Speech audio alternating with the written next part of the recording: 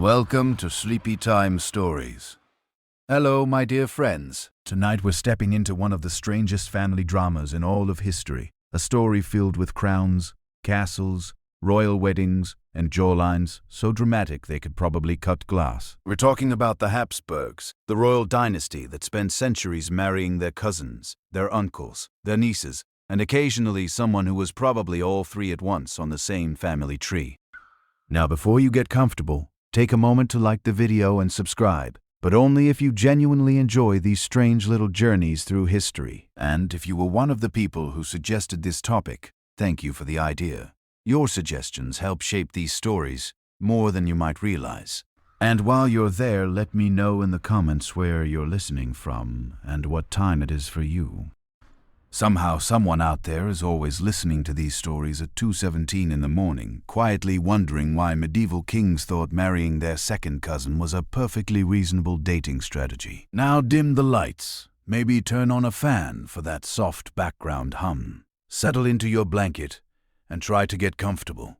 Let's get curious for a second. Have you ever wondered what happens when the most powerful families in Europe decide that the best way to keep power is to marry themselves? What would it feel like to grow up in a palace where your family tree looks less like a tree and more like a tangled knot? Could you survive a royal childhood where half your relatives are also technically your cousins, great uncles, and in some cases both?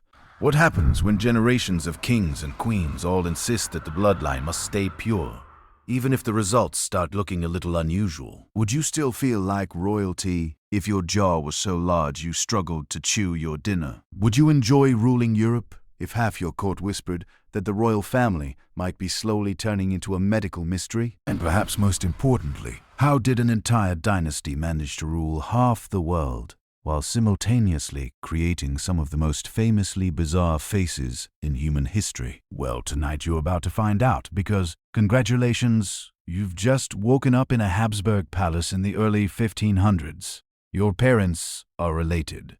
Your grandparents are related. Your great-grandparents were also related. And unfortunately for you, the family wedding invitations are about to get very awkward. So, let's begin. You wake up inside a palace that doesn't belong to just one kingdom. It belongs to many. Spain, Austria, parts of Italy, the Netherlands, and half of Europe seem to answer to your family name, Habsburg. The dynasty's motto might as well be simple and efficient. Let other people fight wars. We'll just marry their daughters instead. Through strategic marriages, the Habsburgs quietly stitched together one of the largest empires the world had ever seen. Unfortunately, they also stitched together something else, an extremely tangled family tree. You sit up in your enormous bed wrapped in velvet blankets that probably cost more than an average village earns in a decade. Somewhere outside your window, church bells are ringing across a city that technically belongs to you, or at least to your relatives, which in the Habsburg world is basically the same thing. Because here's the trick: the Habsburg dynasty doesn't conquer Europe the way most empires do. They don't march endless armies across muddy fields every year. They don't constantly storm castles or burn cities to the ground. No, the Habsburgs discovered something far more efficient: marriage.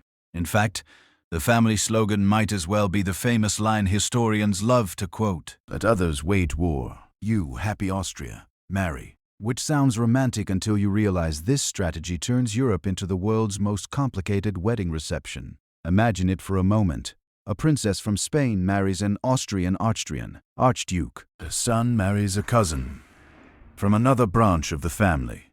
That cousin's sister marries into the Netherlands. Suddenly, entire countries start showing up on the Habsburg family tree like surprise guests who never leave.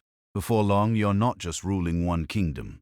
You're ruling several. Spain, that's yours. Austria are also yours. Large parts of Italy, why not? The Low Countries, sure, throw those in too. It's like inheriting half the continent through a series of extremely awkward family dinners. And the best part, no battlefield required.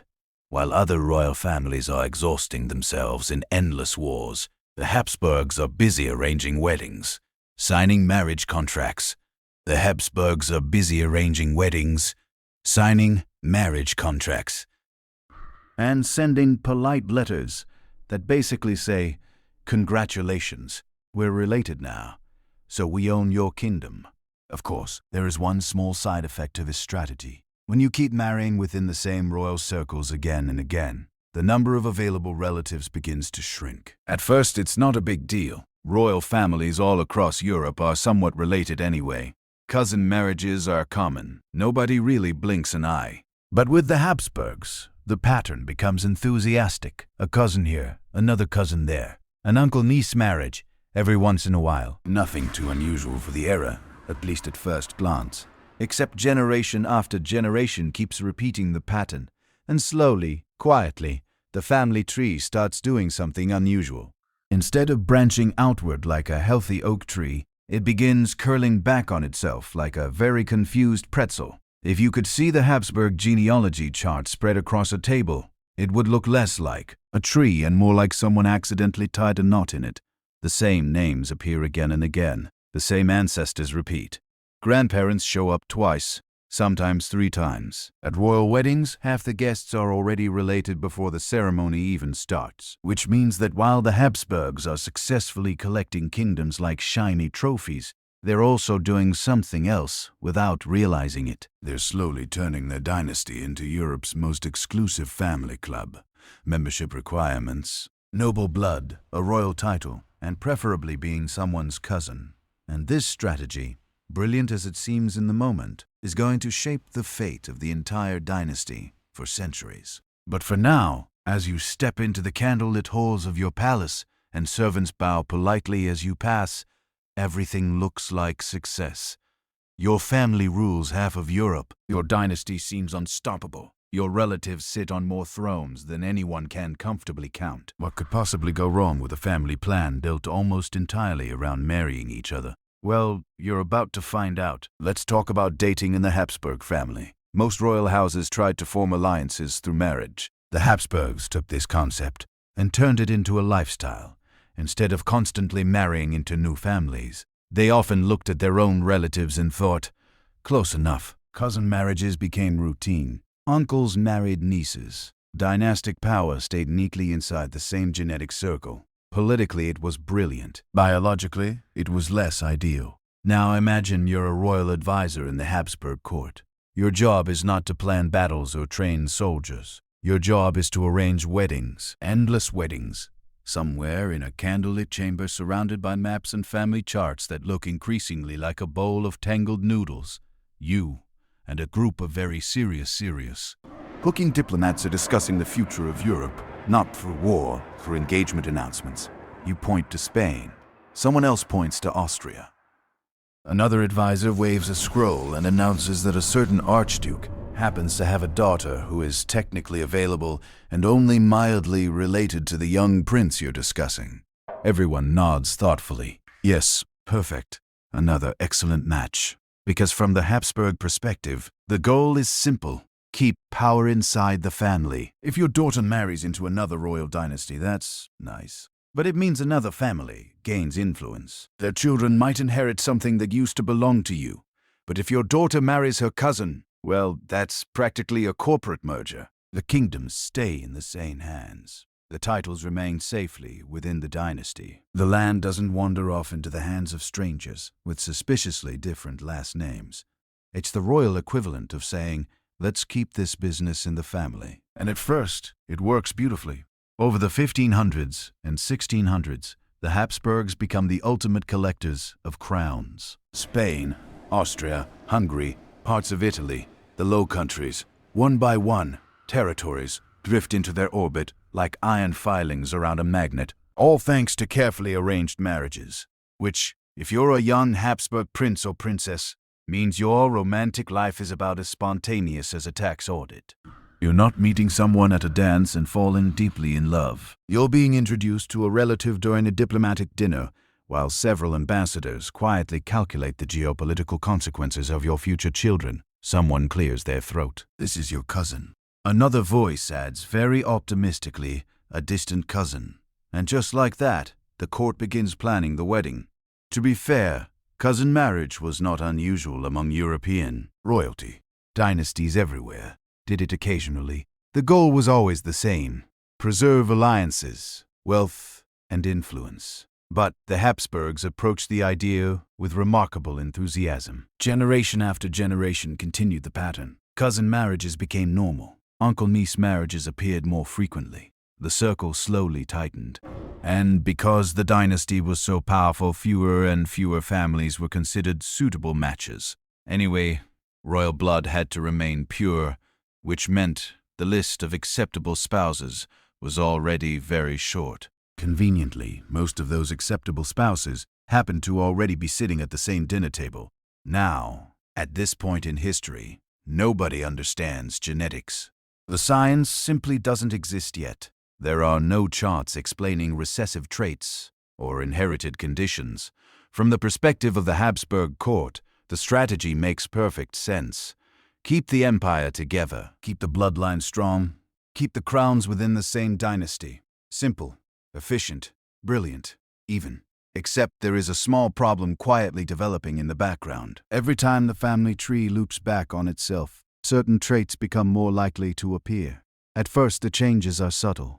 A slightly familiar facial structure here, a similar chin there, nothing too alarming. But as the generations pass, the family resemblance becomes unmistakable. Portrait painters start noticing it. Court physicians begin whispering about unusual health problems. And historians, centuries later, will look back at the Habsburg marriage strategy and describe it as one of the most ambitious dynastic plans ever attempted. A plan that successfully united half of Europe and accidentally created one of the most famous family resemblances in human history. But for now, in your candlelit palace, surrounded by advisors, happily planning yet another royal wedding, every thing still feels like a brilliant idea. After all, what could possibly go wrong with marrying your cousin again and again and again? Your story really begins with Emperor Maximilian I, a man who realized something clever. Wars were expensive, but weddings were cheaper. Instead of conquering territories with armies, Maximilian preferred conquering them with marriage contracts. His famous strategy reshaped Europe through carefully arranged unions. But while he was building an empire through matrimony, he was also setting the stage for centuries of increasingly complicated family relationships. Picture yourself standing in Maximilian's court sometime in the late 1400s. The room smells faintly of candle wax, parchment, and the slow-burning anxiety of European politics. Maps of the continent lie spread across heavy wooden tables. And every map looks less like geography and more like an opportunity. Maximilian isn't staring at battle plans. He's staring at family trees. Because while most rulers of the era are busy sharpening swords and marching armies across muddy fields, Maximilian has discovered something much more efficient: marriage. Armies are expensive. Soldiers need food, weapons, horses, and occasionally pay. Wars drag on for years, sometimes decades. And even if you win, you still have to deal with rebellious provinces and angry neighbors. But a wedding is polite. A wedding is diplomatic. A wedding comes with cake, music, and a legally binding contract that might quietly transfer half a kingdom into your dynasty. It's conquest with better table settings, and Maximilian, to his credit, is very good at it. In 1477, he marries Mary of Burgundy, one of the wealthiest heiresses in Europe. This single marriage suddenly brings enormous territories into Habsburg influence, including the prosperous Low Countries. Cities like Brussels, Antwerp, and Ghent, rich at heads hubs buzzing with merchants and ships, now fall under the growing Habsburg orbit, all because of one well-arranged wedding. You can almost imagine Maximilian sitting back afterward, looking at the map of Europe and thinking, well, that worked. Naturally, he decides to keep going. Instead of relying on war to expand the dynasty, he begins arranging marriages for his children with the precision of someone playing a very serious game of international chess.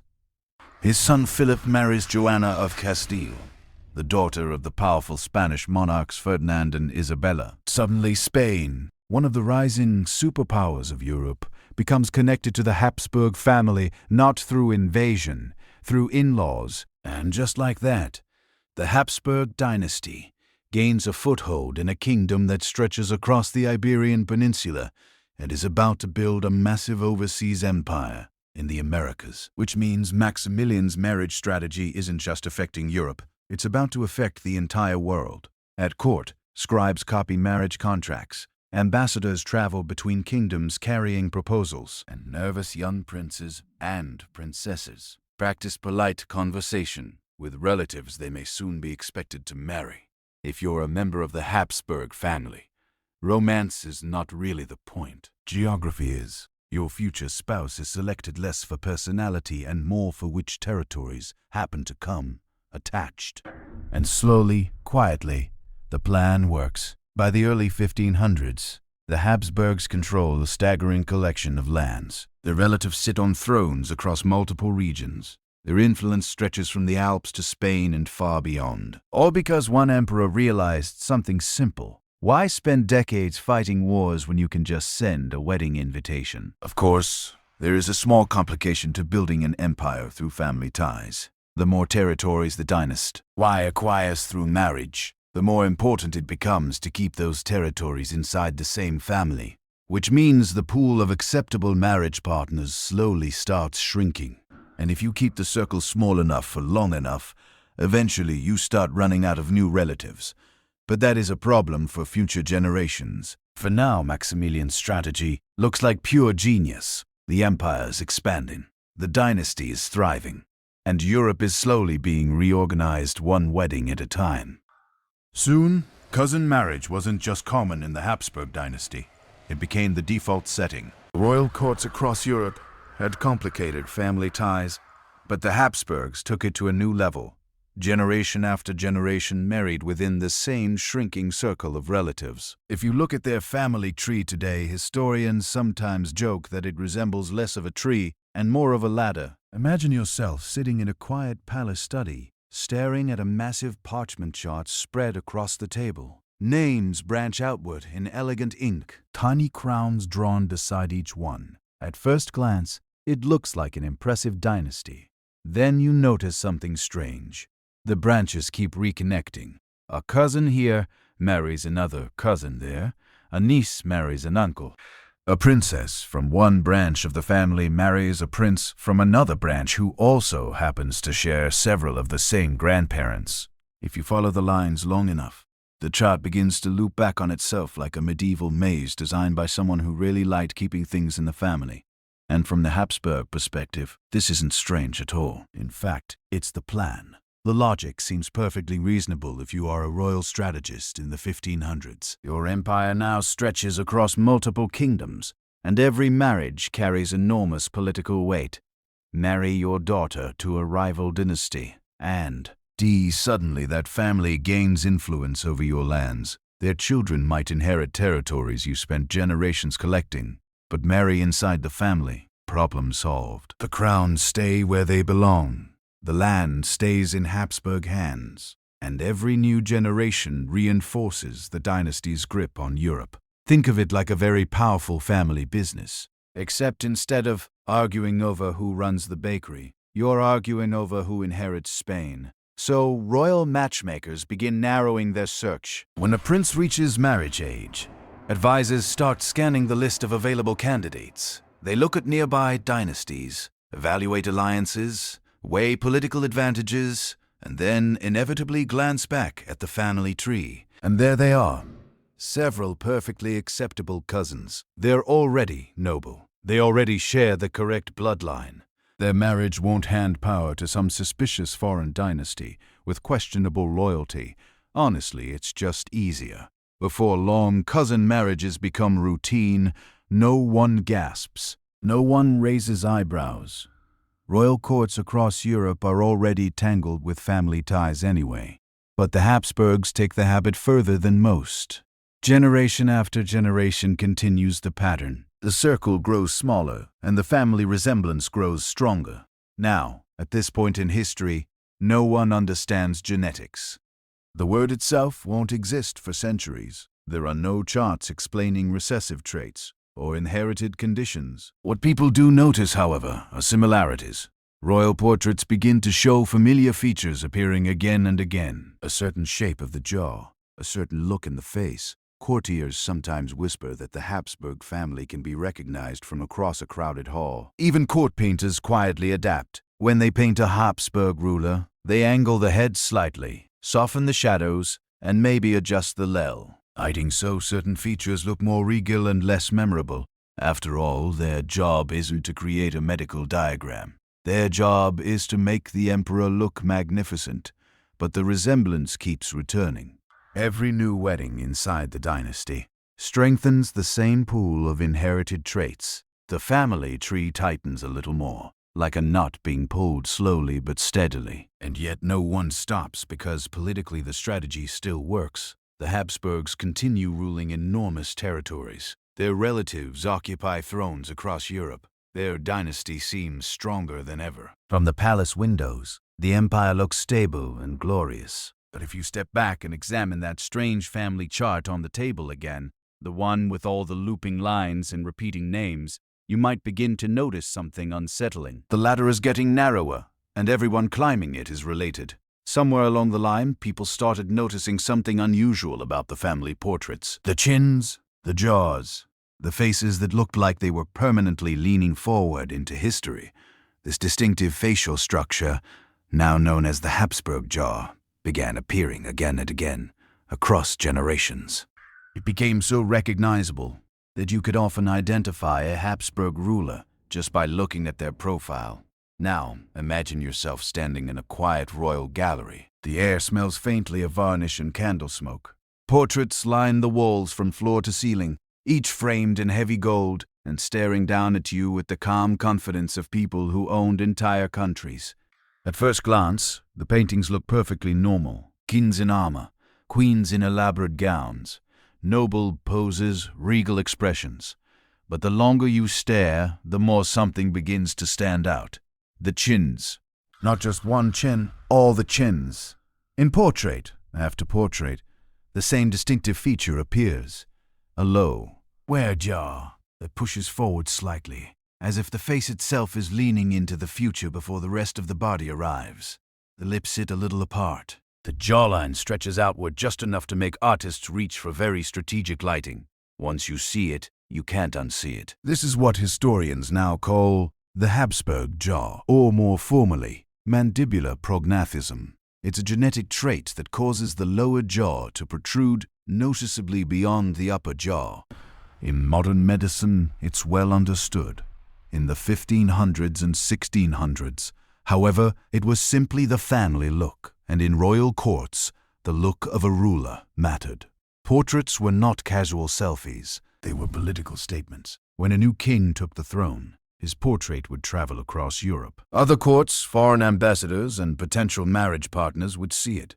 These paintings were meant to project strength, beauty, and divine authority. So, the painters had a delicate task. On one hand, they needed to capture the ruler's likeness accurately enough that people recognized him. On the other hand, they also needed to avoid making the emperor look like he could open a walnut with his teeth. Artists became masters of subtle adjustments. Heads were tilted slightly upward. Shadows softened the jawline. Beards appeared more frequently in certain periods, sometimes helping disguise the shape of the chin. It was less deception and more creative diplomacy, with a paintbrush. But the resemblance remained unmistakable. By the time several generations had passed, courtiers and diplomats could recognize a Habsburg almost instantly. If a stranger walked into the palace with that familiar forward jaw and the unmistakable family features, someone nearby would whisper quietly, "Ah, one of them." The trait didn't just appear in paintings either. It sometimes affected speech and chewing. Some Habsburg rulers reported each doubled to close their mouths comfortably, and others developed dental problems that made eating difficult, which means royal dinners were occasionally less glamorous than they looked. Picture the grand banquet hall. Silver plates, roasted meats, goblets of wine, musicians playing softly in the corner, nobles chatting politely while servants glide between tables, carrying platters of elaborate food. Meanwhile, the king is trying very carefully to chew a piece of venison without turning the evening meal into a medical challenge. History rarely mentions that part in the official records. And yet, despite the whispers, the portraits and the increasingly recognizable family resemblance, the dynasty continues exactly as before. The same marriage patterns continue. The same small circle of relatives becomes the pool of royal spouses, and with each new generation, the famous Habsburg jaw quietly becomes more pronounced. At first, it's just a recognizable feature. Then, it becomes a dynasty trademark, and eventually, it becomes a warning sign that something unusual is happening deep inside the royal family tree. But for now, as you leave the portrait gallery and the painted kings continue staring silently from the walls, one thing is certain. If you ever need to identify a Habsburg ruler in a crowd, just look for the chin arriving a few seconds before the rest of him. You now find yourself under the rule of Charles V, a man who inherited so many territories that he famously said the sun never set on his empire. But ruling half the world comes with stress, politics, and constant wars. Charles V also carried the genetic legacy of centuries of intermarriage, and historians today believe he already showed signs of the physical traits that would later define the dynasty. So congratulations, you now live in an empire so large that if you started riding a horse west at sunrise, why, who could still technically be inside Habsburg territory by sunset, assuming your horse didn't quit halfway out of exhaustion. Charles V inherits an astonishing collection of lands.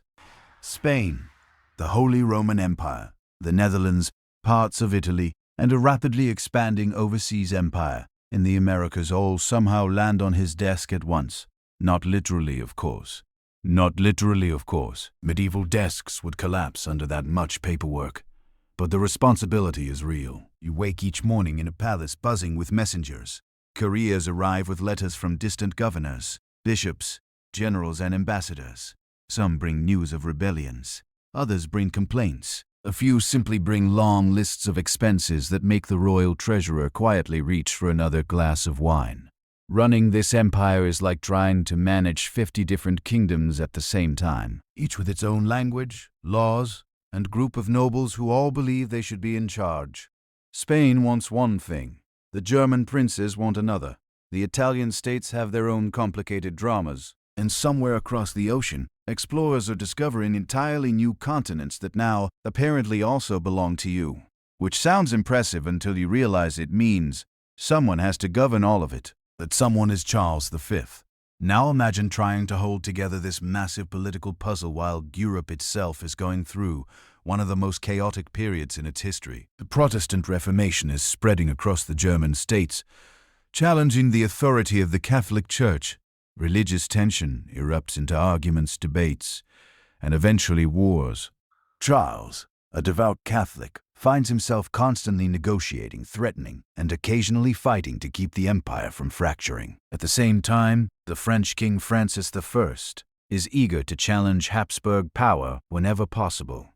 The Ottoman Empire under Suleiman the Magnificent is expanding westward, threatening the borders of Europe itself. So while you might picture a king lounging comfortably in velvet robes, the reality is much closer to a permanently exhausted emperor, traveling from city to city trying to keep everything from falling apart. Charles spends years on the move. Castles in Spain, palaces in Germany, fortresses in Italy. Wherever trouble appears, Charles eventually shows up, surrounded by advisors and soldiers trying to restore order.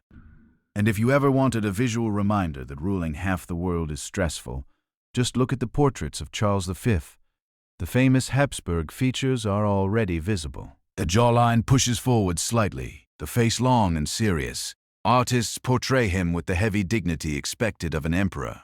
But there is also a sense of weight behind the expression. The weight of an empire that may simply be too large for one person to manage. Charles himself eventually realizes this. After decades of war, political strain, and endless travel, the emperor makes a decision that shocks Europe. He abdicates. Instead of clinging to power until death, Charles divides the empire between his heirs. Spain and its overseas territories go to his son, Philip II. Philip.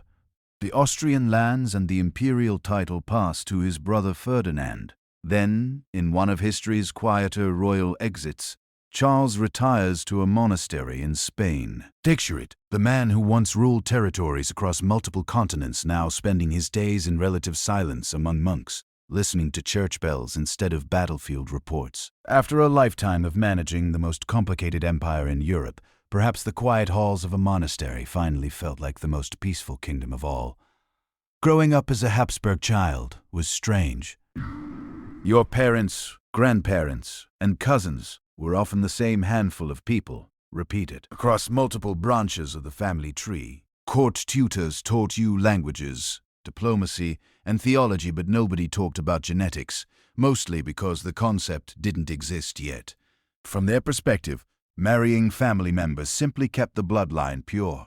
Your morning begins in a palace room, large enough to house several normal families. Sunlight filters through tall windows, touching the tapestries on the walls. Scenes of battle, saints, and ancestors who all look suspiciously familiar. That's because if you glance at the portraits carefully, you'll notice something unusual. Some of the people on the walls are not just your ancestors.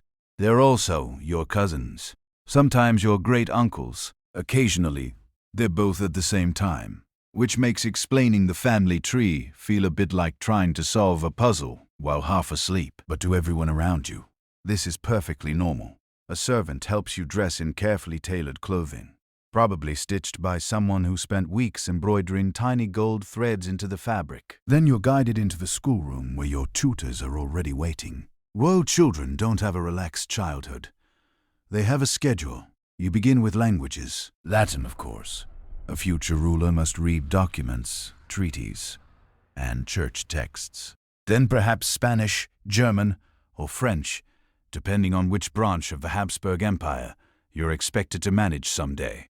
After languages comes diplomacy. Your tutors explain how to greet ambassadors, how to recognize noble titles, and how to smile politely even when the person you're speaking with might secretly be plotting against your family. Then theology, because ruling in this era means ruling with divine approval, or at least appearing to. What you do not study, however, is biology.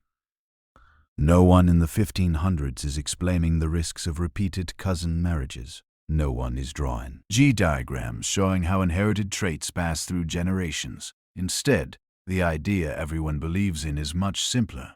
Bloodlines. Royal blood is considered special, almost sacred. Kings rule by divine right, which means their families must remain noble, pure, and untouched by common ancestry. Marrying within royal circles isn't just tradition, it's practically a duty. And since the Habsburg family already holds enormous power, the easiest way to maintain that power is to keep marriages inside the dynasty. Which means when you're a young prince or princess, the list of possible future spouses is surprisingly short. Sometimes you meet them early. Imagine a formal dinner in the palace. Candles flicker along a long table, while nobles speak quietly about politics. Across from you sits another young royal relative, a cousin, perhaps a second cousin. Possibly a cousin, who is also related through two different branches of the family. The adults glance at the two of you and exchange polite smiles. Very promising match. You may not realize it yet, but the entire room is already thinking about your future wedding. This is the environment you grow up in.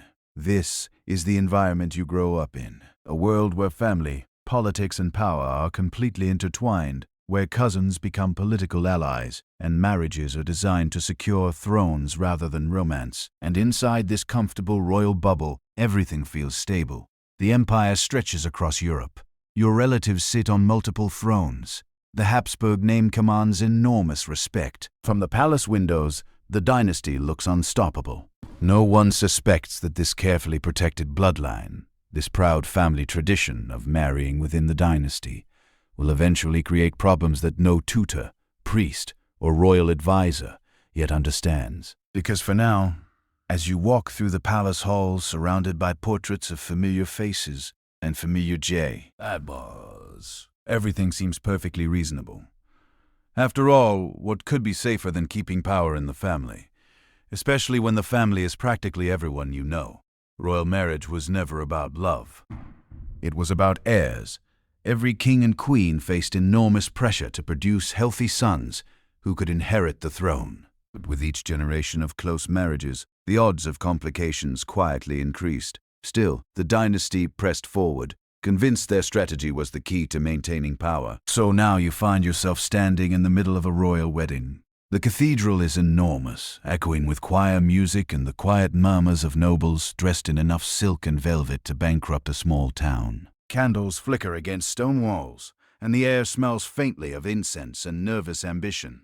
You're not here for romance. You're here for the future of an empire. The bride and groom stand before the altar in carefully arranged finery. They bow their heads as priests recite blessings in Latin. Around them sit ambassadors, generals, bishops, and royal relatives who are all quietly calculating the same thing. Children, preferably sons, lots of them, because in a royal dynasty, an heir is not just a baby. An heir is stability. An heir is stability. An heir prevents wars. An heir reassures nobles that the kingdom won't collapse into chaos the moment the current ruler dies.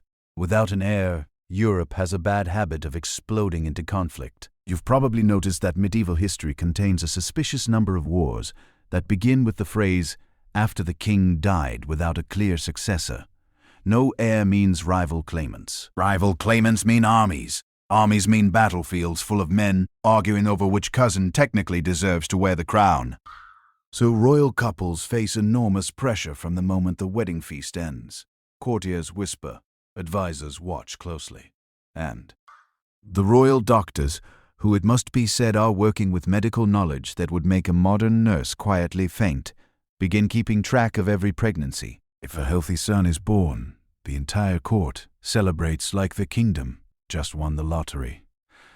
Bells ring, cannons fire, poets write very enthusiastic verses about destiny. But if pregnancies fail, or if children are born sickly, the atmosphere in the palace changes quickly, because everyone understands what is at stake. In the Habsburg dynasty, this pressure becomes especially intense. Their empire stretches across multiple kingdoms.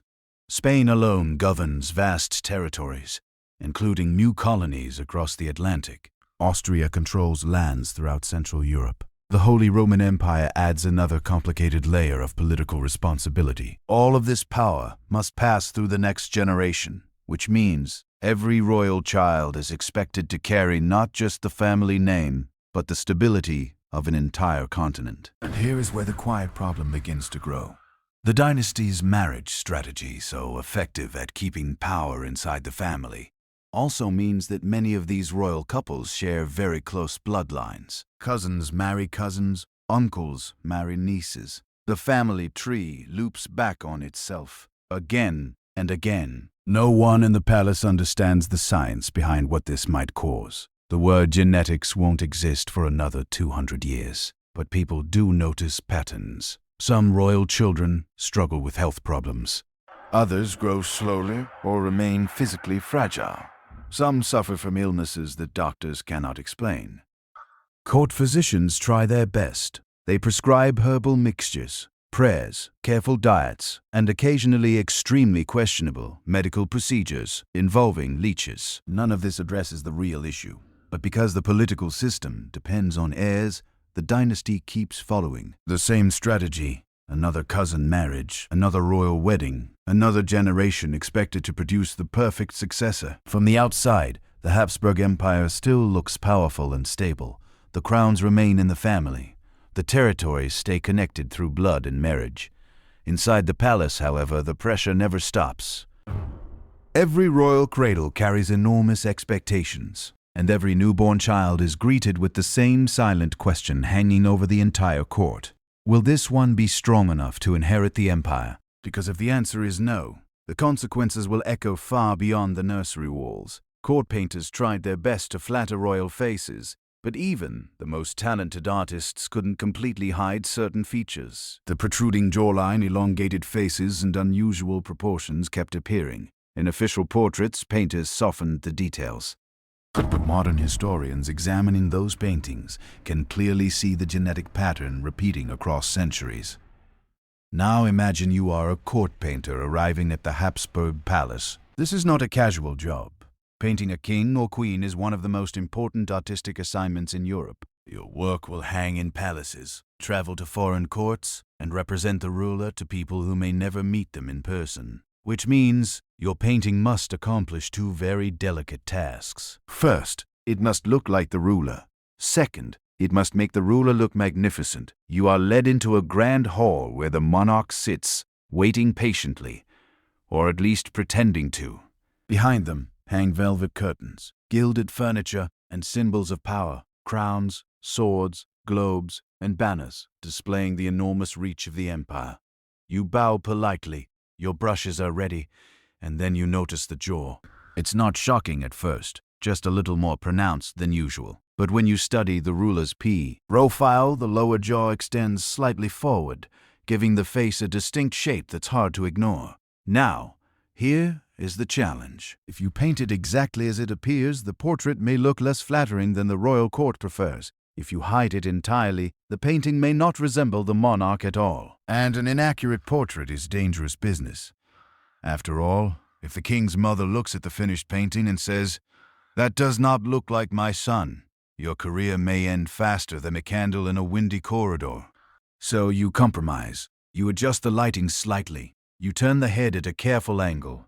Maybe you soften the jawline with shadow or add a luxurious collar that subtly draws attention away from the chin. Artists become experts in this quiet balancing act. Not deception, just artistic diplomacy. But the real difficulty appears over time, because once you've painted several Habsburg rulers, you begin to notice something strange. The faces are similar, very similar. You paint one archduke and think interesting jawline. Then a few years later, you paint his son with the same jawline. Then perhaps a cousin, also with the same distinctive profile. Eventually, you begin to suspect that if you lined up all your portraits side by side, they might look like slightly different versions of the same person. And in many royal galleries today, that's almost exactly what you see. Row after row of Habsburg rulers stare out from their frames. The clothing changes with the centuries. The armor becomes more elaborate. The wigs grow larger. The ruffs around the neck become so wide they look like someone attached a decorative dinner plate to the collar. But the faces remain unmistakably related. The protruding jaw, the long, narrow cheeks, the lips that often sit slightly parted because the lower jaw makes closing the mouth comfortably complicated. Mode. Reign historians and geneticists have studied these portraits carefully because, unlike written descriptions, paintings capture physical details in remarkable ways. And across those centuries of portraits, the same pattern keeps appearing, generation after generation. The Habsburg look, of course, at the time, nobody fully understands why. There are whispers, of course. Courtiers sometimes joke quietly about how easy it is to recognize a Habsburg from across the room. Diplomats describe the distinctive family resemblance in letters sent back to their kings. But the idea that marriage patterns might be shaping the dynasty's appearance, that thought doesn't fully exist yet. Instead, the portraits continue. Another king, another painting, another careful angle of the head. And somewhere in a quiet palace gallery, if you stand long enough and study the faces staring back at you from centuries of gilded frames, you may start to notice what the painters themselves probably realized long ago. In the Habsburg dynasty, the family resemblance was not subtle. If you attended a Habsburg royal wedding, you might notice something unusual about the guest list. Nearly everyone present was somehow related to the bride, the groom, or both. In some cases, family ties looped back in such complex ways that genealogists today need entire charts just to keep track of who was whose cousin. Now imagine you're standing inside a vast cathedral on the morning of one of these weddings. Sunlight spills through stained glass windows, painting the stone floor in colors of red, gold, and deep blue. The church is filled with nobles wearing embroidered cloaks, glittering jewelry, and expressions that suggest they've spent the last hour trying to remember exactly how they're related to everyone else in the room.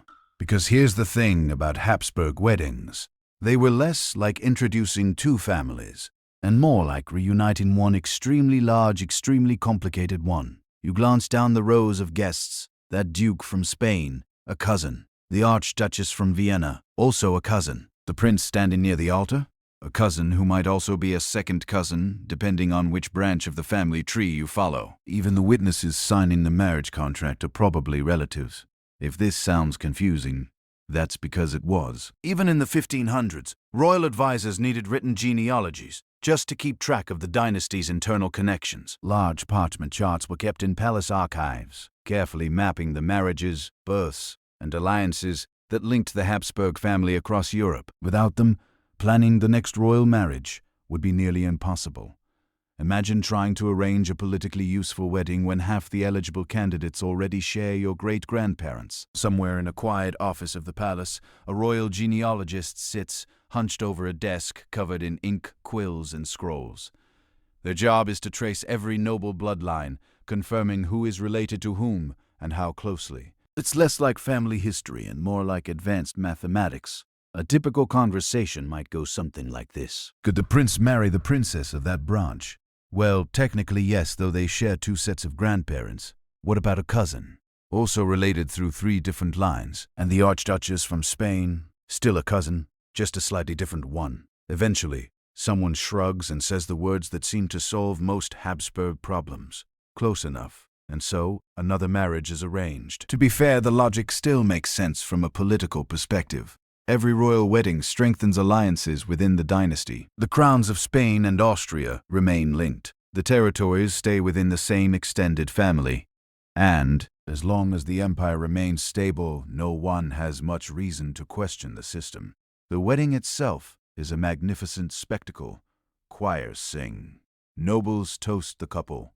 Courtiers whisper about future heirs who will one day inherit enormous stretches of Europe. Meanwhile, the newly married couple stands quietly before the altar, likely aware that their union is less about personal happiness and more about the long-term stability of an empire. Romance is optional. Dynastic strategy is not. As the years pass, the web of royal relatives grows even denser. Children are born who inherit connections from multiple branches of the family. Cousins become spouses. Nephews become political allies. Entire regions of Europe become tied together through bloodlines that loop and twist like vines climbing a castle wall. To the outside world, the Habsburg dynasty appears incredibly powerful.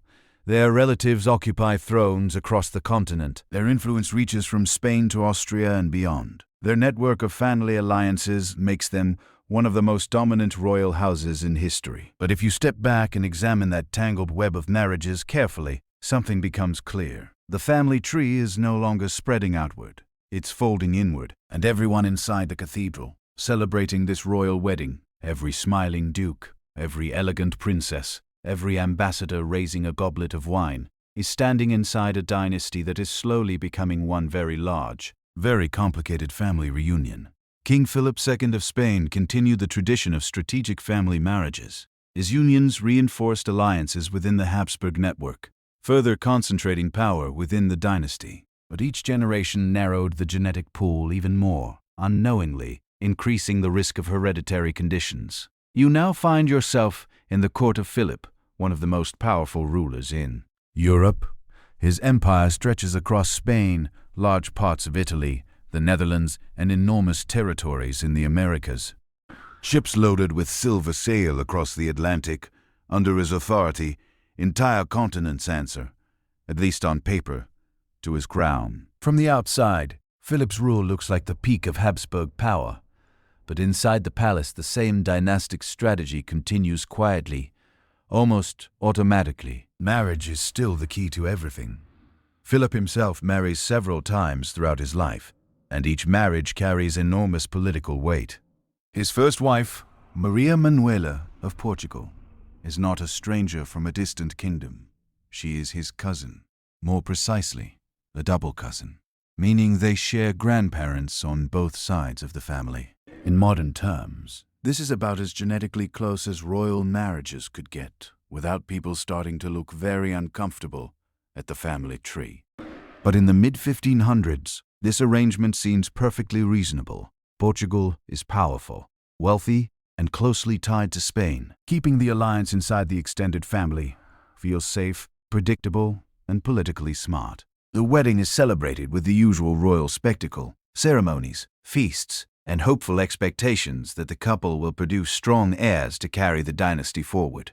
And they do produce a son, Prince Don Carlos. At first, the birth is celebrated like any royal arrival. Bells ring, Courtiers congratulate the king. Another generation of the Habsburg line has begun. But as Don Carlos grows older, people around the court begin noticing that something isn't quite right. The prince struggles with both physical and behavioral difficulties. Historical accounts describe him as unpredictable, sickly, and often unstable.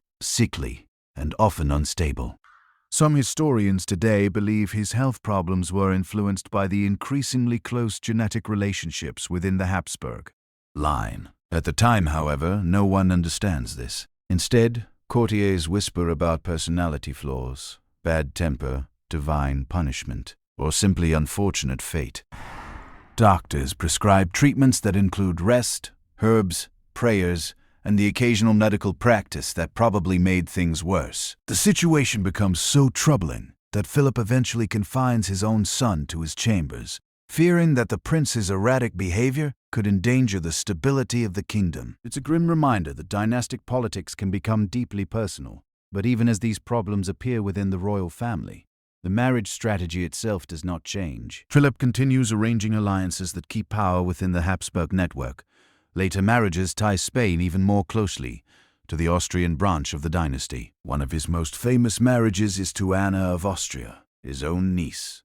From the perspective of the royal court, this again makes perfect political sense. It strengthens the connection between the Spanish and Austrian branches of the family and ensures that control of their vast territories remains firmly within Habsburg hands. No one stops to think about the long-term biological consequences. After all, the empire still appears strong. The fleets still sail. The silver from the Americas still pours into Spanish ports. Diplomats still bow before the King of Spain, whose authority stretches farther than almost any ruler before him. But quietly, generation by generation, the circle tightens. Each new marriage inside the dynasty reduces the diversity of the family line just a little more. Each new royal child carries more of the same inherited traits from the same ancestors. None of this is intentional. To Philip II and his advisors, they are simply protecting the dynasty. They're keeping the empire united, the crowns connected, and the bloodline royal. And for now, it still works. The Habsburgs remain one of the most powerful families in the world. But the family tree is growing increasingly narrow, and the consequences of that narrowing will become much harder to ignore in the generations that follow. By the late 1500s, some European observers have begun whispering about the unusual features and health problems appearing among Habsburg rulers. But openly criticizing a royal dynasty was dangerous business. So the gossip stayed quiet, murmured in court corridors and diplomatic letters. You find yourself standing in a long stone hallway of a royal palace, the kind where footsteps echo softly and conversations are carefully kept just below the level of a whisper. Torches flicker along the walls, and somewhere nearby, a pair of nobles pause beside a window, speaking in the cautious tone people use when the subject might be sensitive. Because by this point, people have started noticing things. Nothing dramatic at first, just observations. A prince who grows slowly, a royal child who struggles with illness. A familiar shape of the face that appears again and again across different branches of the family. None of these things are spoken aloud during official ceremonies, of course. No ambassador walks into a throne room and announces, "Your Majesty." The family resemblance is becoming extremely noticeable. That would be a very short diplomatic career.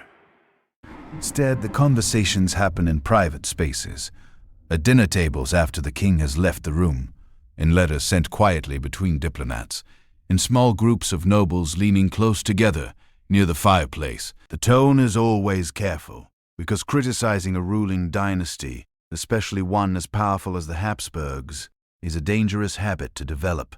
This is a family that controls enormous territories. Their relatives sit on thrones across Europe. Their armies defend vast empires.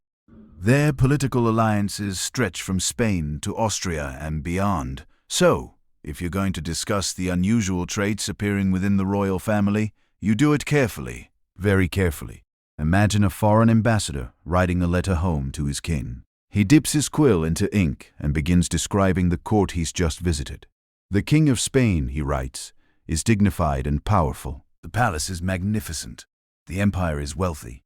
Then perhaps near the bottom of the letter, the tone changes slightly. He notes that the royal family bears a very strong resemblance to one another. Very strong. Perhaps he describes the distinctive jawline that appears in several members of the dynasty. Perhaps he mentions that some royal children seem delicate in health. He does not accuse anyone of anything.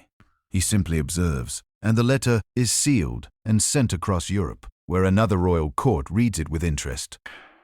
Soon, similar letters begin appearing from other ambassadors as well. Reports from Vienna, reports from Madrid, reports from Brussels, each one describing the same subtle pattern. Now, at this moment in history, nobody fully understands what they are witnessing. The science of genetics will not exist for another 2 centuries. No one can draw the connection between repeated cousin marriages and inherited physical traits. But human beings are very good at noticing patterns, and the pattern here is becoming difficult to ignore. Meanwhile, the Habsburg court continues operating as it always has. Royal weddings are celebrated with enormous ceremony. Princes and princesses are born to great fanfare. The empire continues functioning with impressive efficiency, its territories governed by loyal officials and powerful nobles. From the outside, the dynasty still appears incredibly strong. But inside the quiet corners of European courts, the whispers continue. A diplomat raises an eyebrow during a dinner conversation. A noblewoman quietly comments on a royal portrait. A visiting physician writes down observations he cannot quite explain. None of them say it openly. None of them say it openly. Not yet. Because when a family controls half of Europe, criticizing them is not simply rude. It's politically dangerous. Still, the rumors travel softly, carefully, moving from palace to palace, like smoke drifting through long corridors. And with each passing generation, those whispers grow just a little louder. Because even without the language of modern science, more and more people are beginning to suspect that something unusual is happening inside the most powerful family in Europe. They just don't yet know how serious the problem might become. Modern geneticists studying Habsburg genealogy discovered something remarkable. Many branches of the family tree loop back into themselves repeatedly. In some cases, an ancestor appears multiple times within the same lineage. This dramatically increased what scientists call the inbreeding coefficient. Now imagine a massive wooden table in a quiet archive room. On that table lies a gigantic family chart stretching so far across the surface that you need to lean over it just to follow the lines. Names are written in careful ink, connected by branches meant to represent generations. At first, it looks like any ordinary family tree. Parents lead to children. Children branch into new families. The lines spread outward, like the limbs of an oak tree, reaching into the sky. Except this tree doesn't behave like a tree. Follow one branch long enough, and something strange happens. The line bends back. A cousin marries another cousin. That union reconnects 2 branches that were already linked several generations earlier. Then their children marry yet another relative, tying the same branches together again. Soon, the chart stops looking like a tree at all. It begins to resemble a loop, or as some historians have joked, a genealogical pretzel. To understand just how unusual this is, imagine drawing your own family tree. Most people can trace their ancestry outward through dozens of different individuals. Great-grandparents come from different regions, different families, sometimes entirely different countries. But inside the Habsburg dynasty, the pool of ancestors becomes smaller and smaller with each generation. The same names appear again and again. Ferdinand, Philip, Maria, Joanna. At certain points in the family chart, a single ancestor appears multiple times in the same person's lineage. It's like seeing the same face pop up repeatedly in a group photo. Modern scientists have studied these patterns carefully. By examining birth records, marriage contracts, and royal genealogies, researchers have calculated something called the inbreeding coefficient. Now that term sounds a bit technical, but the idea behind it is simple. It measures how closely related a person's parents are. If 2 distant relatives marry, the number is relatively small. If cousins marry, the number increases. If uncle-niece marriages occur repeatedly across generations, the number rises dramatically. And in the case of the later Habsburg rulers, that number becomes surprisingly high. Some researchers have estimated that the genetic relatedness in certain generations was comparable to what you might see if siblings had children together. Now, to be clear, siblings were not marrying each other in the Habsburg dynasty, but the repeated cousin and uncle-niece marriages across centuries created a similar effect. It's like folding a piece of paper over itself again and again until the layers become extremely thick. Each generation carries more and more of the same inherited traits. And because these marriages were meant to keep power in the dynasty, the pattern continues for decades. Royal advisors see no reason to stop. The empire still appears stable. The crowns remain inside the family. The political system seems to work. From their perspective, the strategy is successful, but biology is quietly keeping track of the numbers. While kings and queens are thinking about alliances and territory, something else is happening beneath the surface. The genetic diversity of the dynasty is slowly shrinking, and when diversity shrinks, certain traits, especially harmful ones, have a higher chance of appearing. The Habsburg court, of course, has no way of understanding this. To them, the family tree simply represents prestige. Each connection proves how deeply the dynasty is woven into the royal fabric of Europe. But if you step back and examine that chart from a modern perspective, the pattern becomes unmistakable. The lines twist and reconnect. Branches fold inward. The tree no longer spreads outward across new families. Instead, it curls back on itself again and again, until the royal family tree begins to look less like a tree and much more like a circle. As centuries passed, certain traits appeared again and again in royal descendants. Physical features like a jaw became more pronounced. Health problems became more common. But because the Habsburgs continued marrying within the same circle, the pattern only intensified. Imagine walking through a long palace gallery late in the evening. The candles burn low, and the walls are lined with portraits of the dynasty, stretching back generations. Kings, queens, princes, archdukes. Rows and rows of carefully painted faces watching you from golden frames. At first, they all look like individuals, but the longer you stare, the more they begin to resemble one another. The same shape of the jaw appears again. The same narrow face. The same slightly parted lips. It's almost like watching the same portrait being painted again and again, only with different clothing and different hairstyles, depending on the century. This is what historians now call the genetic echo of the Habsburg dynasty. Traits don't just appear once, they repeat. They travel through generations like a melody, being passed down through time. And in a family where marriages repeatedly happen within the same circle of relatives, those traits become louder with every generation. At first, the differences are subtle. A prince might have a slightly longer jawline than his father. A princess might share the same distinctive facial structure as several of her cousins. Court artists learn how to capture these similarities, while still presenting the ruler in a flattering light. But as the centuries pass, the features become harder to disguise. The famous Habsburg jaw grows more pronounced. Some members of the family struggle with dental alignment or chewing. Others develop health issues the palace doctors struggle to explain. Of course, the doctors of the time do not have modern medicine. Their explanations revolve around humors, diet, divine favor, and the occasional unlucky star alignment.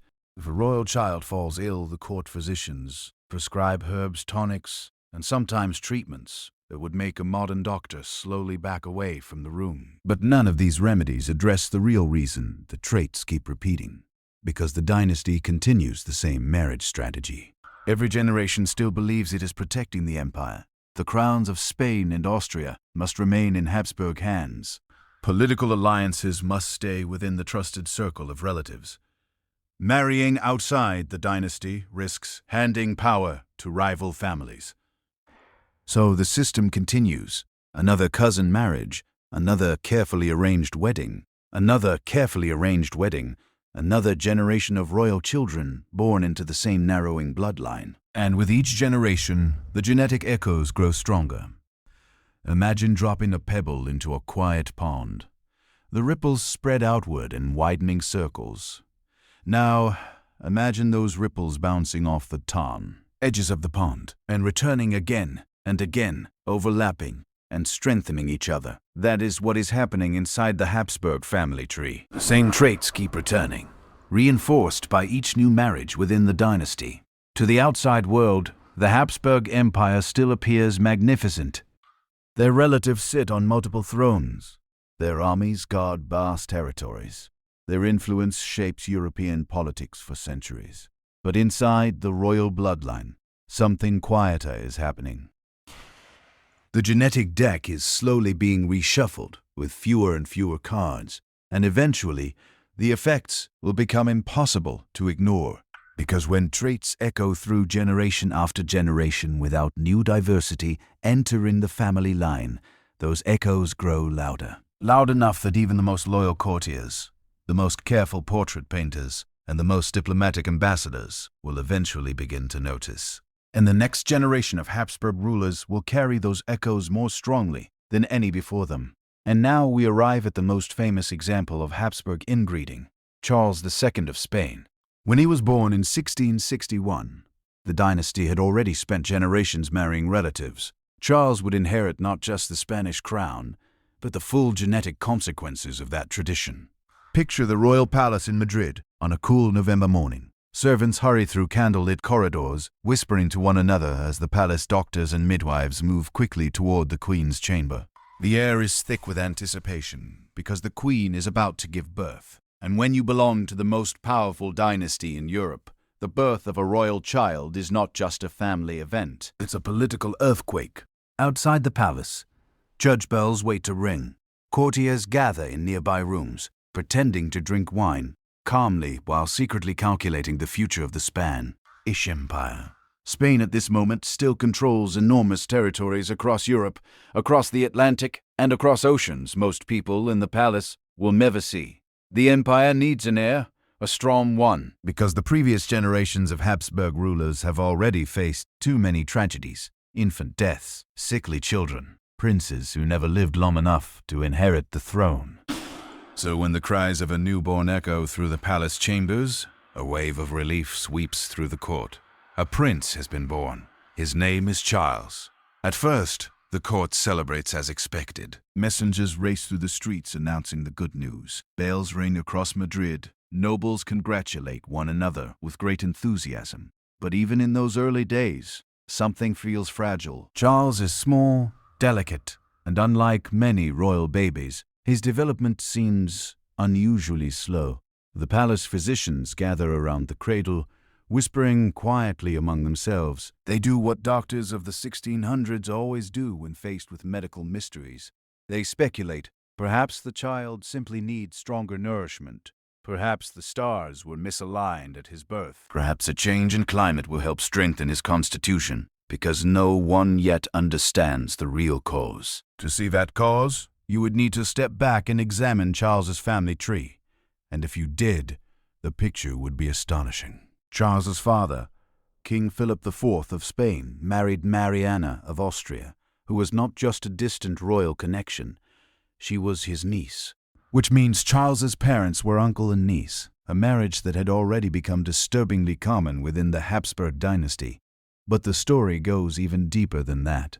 When modern historians and geneticists later studied Charles's ancestry, they discovered something extraordinary. The number of repeated ancestors in his lineage was so high that his genetic profile resembled what you might expect from the child of siblings. Again, this was not because siblings had married directly. It was the result of generations of cousin marriages stacking upon one another like layers in a cake that had been baked far too many times. By the time Charles was born, the dynasty's genetic diversity had shrunk dramatically, and Charles carried the consequences. As he grew older, the signs became impossible to ignore. He struggled to walk until he was several years old. His speech developed slowly. His health remained fragile throughout childhood. And of course, there was the most visible trait of all, the famous Habsburg jaw. In Charles II, the feature reached its most dramatic form. His lower jaw protruded so far that he reportedly had difficulty chewing food properly, and sometimes struggled to close his mouth comfortably. Portrait painters, as always, did their best. They adjusted angles, they softened shadows, but even the most loyal court artists could only disguise so much. Still, none of this changes the reality inside the palace. Charles is the king, or rather, he will be, because no matter how fragile the boy appears, The Spanish Empire depends on him. The dynasty that spent centuries carefully arranging marriages to preserve its power now finds itself facing the ultimate irony. All that careful protection of the bloodline has created an heir who may struggle to carry it forward. But for now, as the young prince sleeps in his royal cradle beneath velvet curtains and flickering candlelight, the court continues to hope, because the fate of one of the largest empires in the world now rests on the shoulders of a very small and very fragile king. From the moment Charles II entered the world, it was clear something was wrong. He struggled with health problems almost immediately. He learned to walk late. He struggled to speak. Right physicians constantly surrounded him, trying to keep the fragile young king alive. Now imagine growing up in the Spanish royal palace as that child. The halls are enormous, filled with tapestries, polished marble floors, and servants who bow whenever you pass. Outside the palace walls lies one of the largest empires in the world. But inside your nursery, life is much smaller and much quieter, because your body is fragile. As a baby, you fall ill frequently. Fevers appear and disappear like unwelcome guests. Nurses move carefully around your cradle, whispering prayers and adjusting blankets. Every cough sends a ripple of worry through the palace.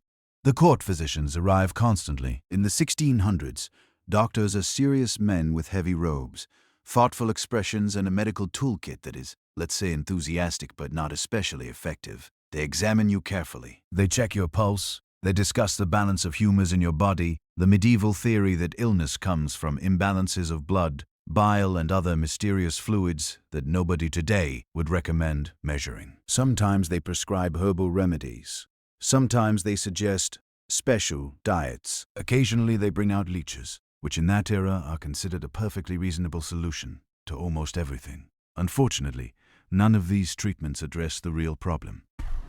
Your development is slow. While other royal children are running through palace gardens, you struggle to walk. Historical records suggest Charles did not walk until he was around 4 years old. Even then, his movements are cautious and unsteady. Speech is difficult too. Words come slowly and sometimes not at all. Courtiers who visit the young prince leave with quiet concerns they do not dare express openly. Because here is the uncomfortable truth. No one wants to say out loud. The future king of Spain may not be strong enough to rule it. Yet the palace continues pretending everything is normal. Your education begins, though it moves slowly. Tutors attempt to teach you reading, writing, and the complex responsibilities of kingship. But lessons are often interrupted by illness, fatigue, or days when the young prince simply cannot concentrate. Meanwhile, the court waits, always waiting. Every improvement in your health is celebrated with enormous relief. A day without fever becomes a small victory. A few clear sentences spoken during a lesson might send courtiers hurrying down the corridor to report the encouraging news to the queen. But the setbacks continue. The famous Habsburg jaw is already clearly visible, and it affects more than just appearance. The unusual structure of your face makes chewing difficult. Eating certain foods becomes a slow and careful process, something the royal kitchen must quietly adapt to. Picture the royal dining table. Silver dishes, roasted meats, rich stews, and delicate pastries are arranged before the young prince who will one day rule Spain. And yet every bite must be taken slowly, carefully, while doctors watch anxiously and servants stand ready with soft foods should the meal become too difficult. The entire empire, in a way, is holding its breath. Because Charles is not just a child, he is the last major heir of the Spanish Habsburg line. If he survives and produces children of his own, the dynasty continues. If he does not, the enormous empire of Spain may fall into chaos as rival European powers scramble to claim the throne. And so the palace surrounds him with constant care. Doctors hover nearby. Servants attend to his every need. Priests offer prayers for his health, because the fragile boy, moving slowly through the palace corridors, is not just a sick child. He is the future of the Spanish Empire, and every cough, every fever, every difficult step reminds the court of a terrifying possibility. The dynasty that ruled half the world may now depend on the health of one very fragile king. Charles II's jaw became one of the most famous physical features in royal history. It was so pronounced that he reportedly had difficulty chewing food and speaking clearly. Portrait painters did their best, but even their careful brushwork couldn't hide the dramatic structure of his face. Now, picture yourself entering the royal portrait room once again. The walls are covered with generations of Habsburg rulers, each staring out proudly from enormous frames. Armor gleams. Velvet collars bloom like giant fabric flowers around royal necks. Every painting is meant to project strength, authority, and divine confidence. And then there is Charles II. When artists paint the young king, they approach their task with the same careful diplomacy as their predecessors. Painting royalty is never just about accuracy. It's about presentation.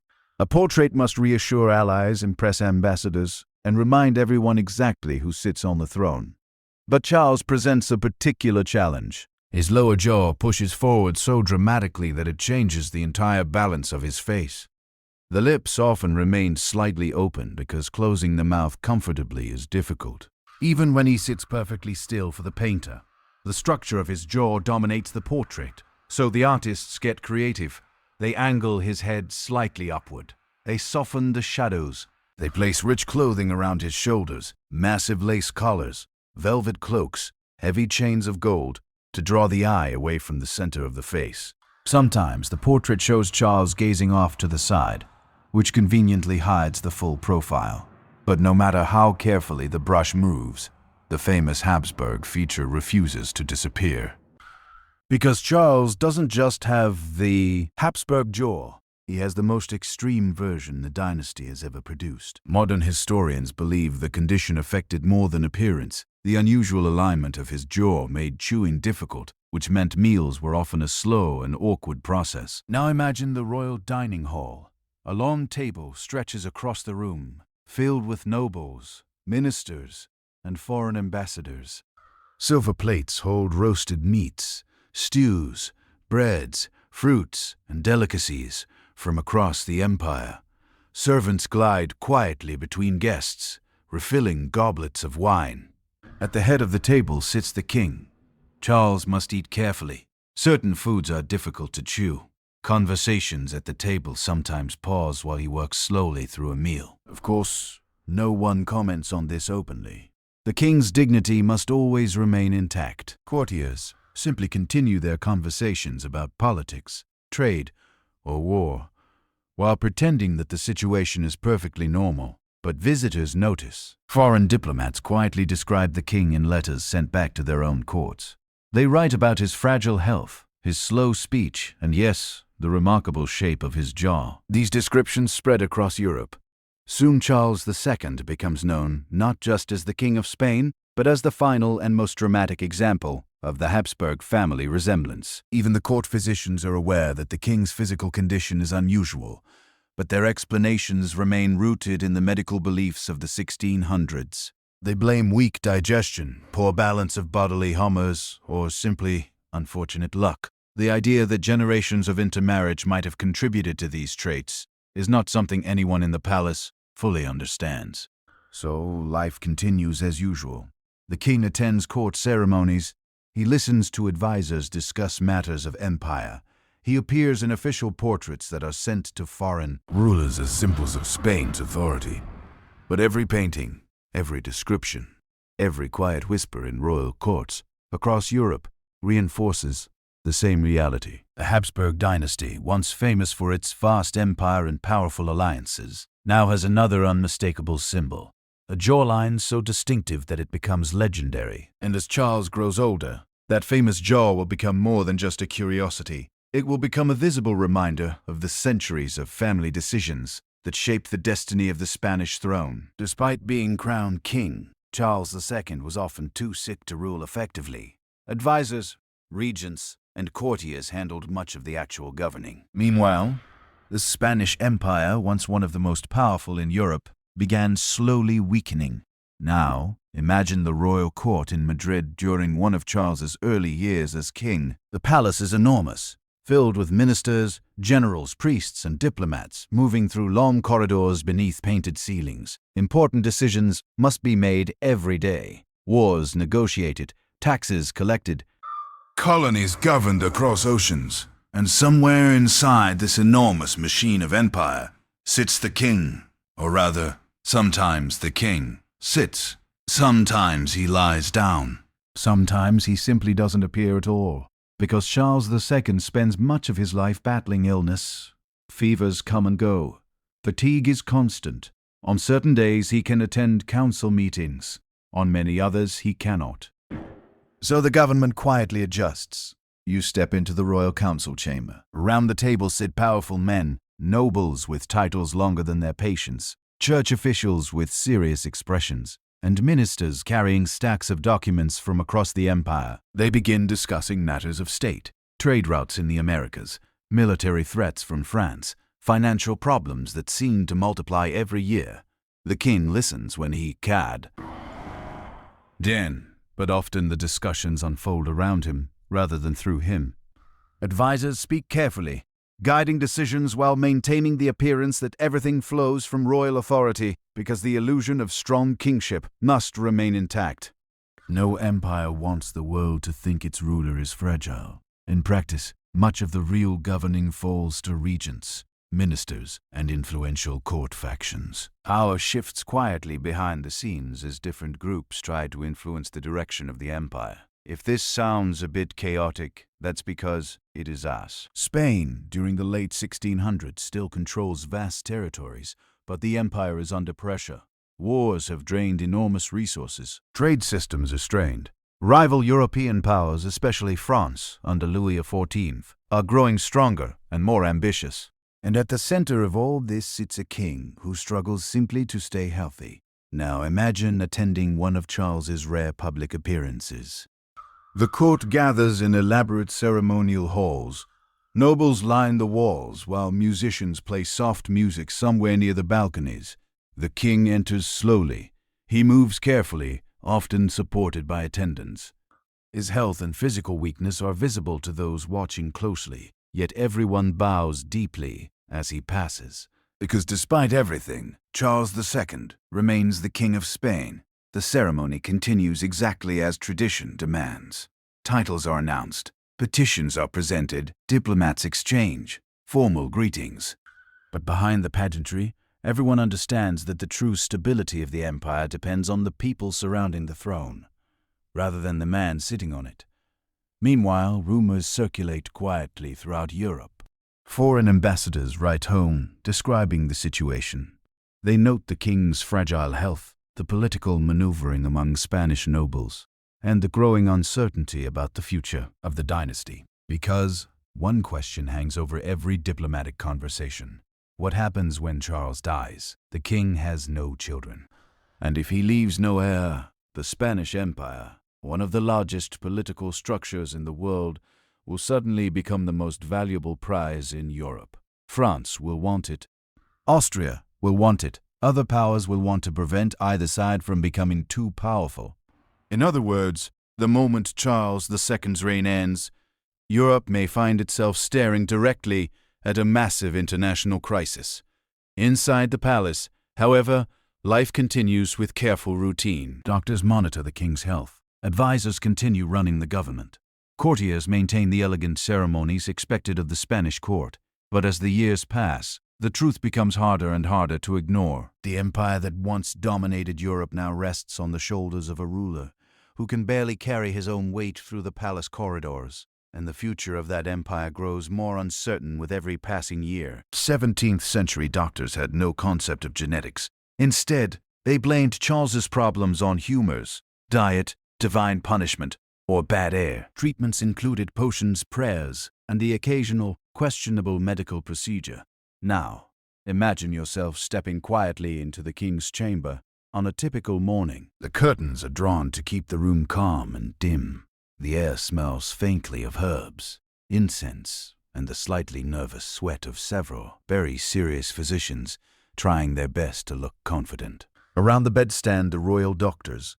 They whisper to one another in careful Latin phrases, nodding thoughtfully as they examine the fragile king. In the 17th century, medicine is less about laboratories and more about theories that sound impressive when spoken slowly. The most popular theory involves the four humors: blood, phlegm, black; phlegm, black bile, and yellow bile. According to medical tradition, illness occurs when these mysterious fluids fall out of balance. So if Charles is weak, perhaps he has too much phlegm. If he is tired, perhaps too much black bile. If he has a fever, clearly the blood is misbehaving. And if none of those explanations quite work, well, there is always the weather.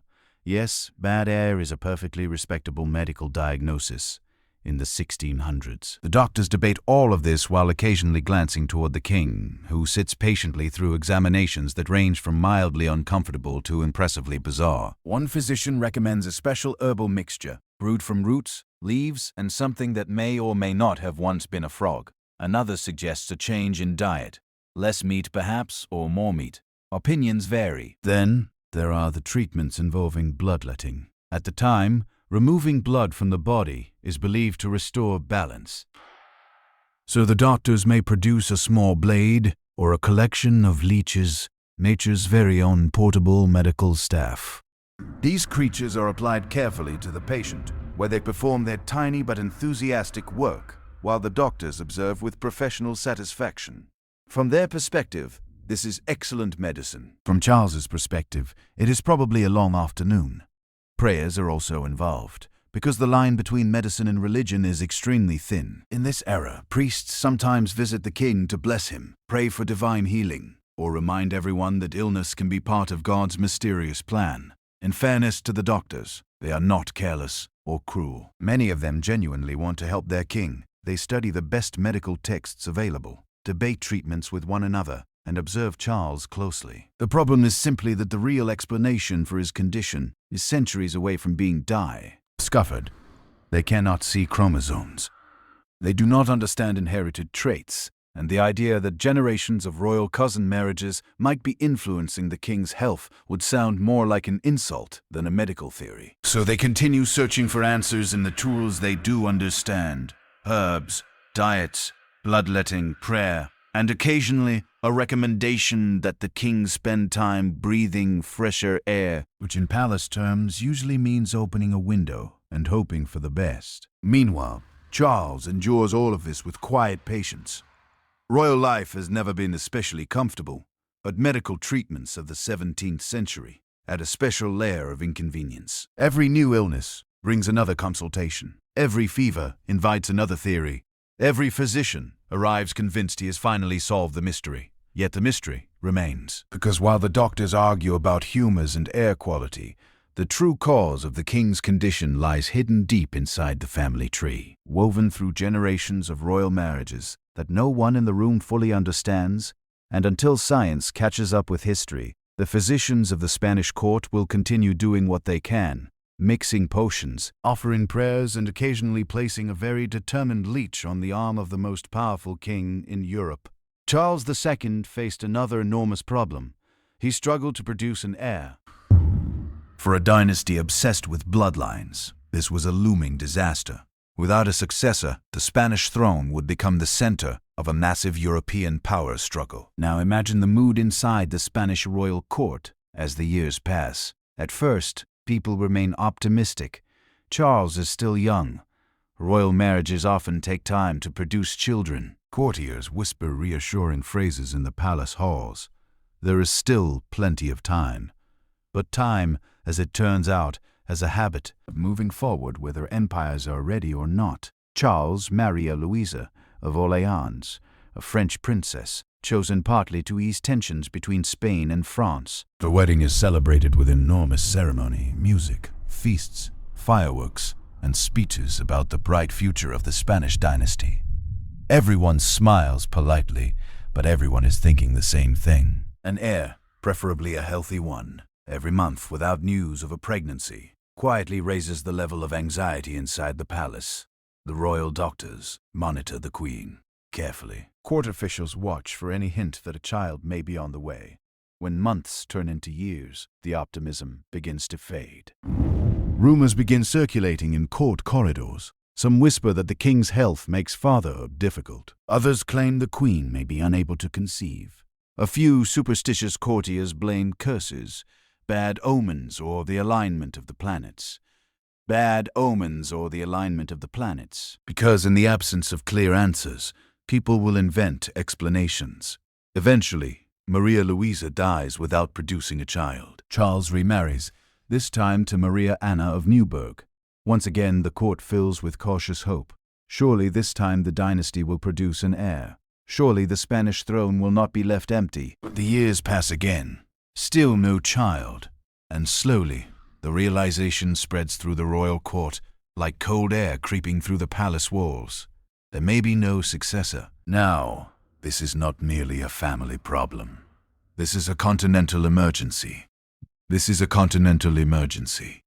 Spain at this time is still one of the largest empires in the world. Its territories include Spain itself, the Spanish Netherlands, parts of Italy, and a vast overseas empire stretching across the Americas and beyond. If Charles dies without a clear heir, the question becomes unavoidable: who inherits all of that? And suddenly, every royal family in Europe develops a strong interest in the sick health of the King of Spain.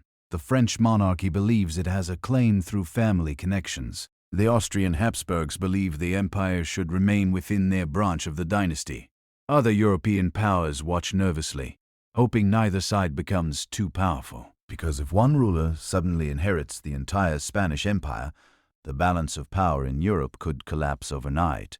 Diplomats begin writing increasingly urgent letters. Secret negotiations take place behind closed doors. European courts quietly discuss possible inheritance arrangements, while pretending everything is perfectly calm. Inside the Spanish palace, the atmosphere becomes tense. Advisors gather around the king more frequently, discussing succession plans in cautious language. Some propose dividing the empire among several heirs to avoid a massive war. Others argue that the throne must pass entirely to a single ruler to preserve stability. Meanwhile, Charles himself continues living inside the center of this growing storm. He attends ceremonies, he listens to advisors, he hears the endless discussions about succession, alliances, and possible heirs, all while knowing the uncomfortable truth: the future of the Spanish Empire depends on something he cannot provide. And as the king grows older, the urgency increases. Europe begins preparing for the inevitable, because when the heirless king finally dies, the question of who inherits Spain will not be decided quietly. It will be decided by the ambitions of kings, the calculations of diplomats, and eventually the marching of armies. By the late 1600s, European powers were quietly preparing for the inevitable. If Charles died without children, the Spanish Empire, one of the largest on earth, would suddenly be up for grabs. Now imagine the mood across Europe during these final years of Charles II's reign. Kings, princes, and diplomats are watching Spain the way people watch a very fragile vase sitting on the edge of a table. Everyone knows it will eventually fall. The only question is what happens when it does. Inside royal courts from Paris to Vienna, conversations begin with the same quiet question: how is the King of Spain feeling today? And no one asking that question is actually worried about his health. They are worried about his death. Because when Charles II dies, the fate of the Spanish Empire will suddenly become the most important political prize in the world. Spain is still enormous. Its territories stretch across Europe, including the Spanish Netherlands and large parts of Italy. Across the Atlantic, Spain controls vast lands in the Americas, filled with silver mines and colonial cities. Its fleets still cross oceans, carrying wealth that finances armies and royal courts. Whoever inherits Spain will instantly become one of the most powerful rulers on earth, which means every major dynasty in Europe is quietly preparing their argument. In France, King Louis XIV watches closely. Through family connections, his grandson has a claim to the Spanish throne. If France and Spain were united under the same royal house, it would create a superpower capable of dominating the continent. Naturally, the rest of Europe finds this idea extremely alarming. Meanwhile, the Austrian branch of the Habsburg family believes the throne should remain within their side of the dynasty. After all, they share the same royal bloodline. From their perspective, allowing France to inherit Spain would be a political disaster. So diplomats begin meeting, not publicly of course. These discussions happen behind closed doors. In quiet chambers filled with maps and legal documents, advisors argue over ancient family ties, marriage contracts, and inheritance rights that stretch back generations. Everyone is trying to answer the Tsar. Me question, who deserves the Spanish crown? The problem is that the answer changes depending on which royal family you ask. France says one thing, Austria says another. England and the Dutch Republic worry that either outcome might upset the balance of power in Europe. They begin discussing ways to prevent any single country from becoming too dominant, so plans are drawn. Secret treaties are proposed. Maps are studied carefully as diplomats consider dividing the Spanish Empire into pieces, giving different territories to different rulers in order to avoid a massive war. But these plans all share one uncomfortable reality. None of them can happen while Charles II is still alive, so Europe waits. Ambassadors continue sending reports back to their kings. The Spanish monarch appears weak today. His health remains uncertain. Doctors fear another illness. Each letter is read carefully by rulers who understand exactly what is coming. Inside the Spanish palace, Charles continues his daily routine. He attends court ceremonies when he can. Advisors bring him reports from across the empire. Courtiers bow deeply as the king passes through the halls. But outside Spain, the patience of Europe grows thinner. Armies are quietly strengthened. Alliances are quietly strengthened. Alliances are discussed. And every royal court keeps one eye fixed on Madrid, because everyone understands that the moment Charles II dies, the question of who inherits the Spanish Empire will no longer be solved by letters or diplomacy. It will be solved by the ambitions of kings. And if those ambitions collide, the entire continent may soon find itself marching toward war. In 1700, Charles II finally died, after a lifetime of illness. With his death, the Spanish branch of the Habsburg dynasty came to an end. The centuries-long experiment in dynastic inbreeding had reached its final chapter. Now imagine the palace in Madrid during those final days. The corridors are unusually quiet. Servants move softly across the marble floors. Doctors pass in and out of the king's chambers with the heavy, serious expressions of men who already know how the story will end. Charles II has been sick most of his life, but now the illness has become impossible to hide. His body, fragile for decades, is finally giving up the long struggle. Inside the royal bedroom, candles flicker beside the bed. Priests stand nearby, murmuring prayers. Advisors gather in small groups, whispering about matters that would normally be discussed in council chambers. Because everyone in the palace understands something.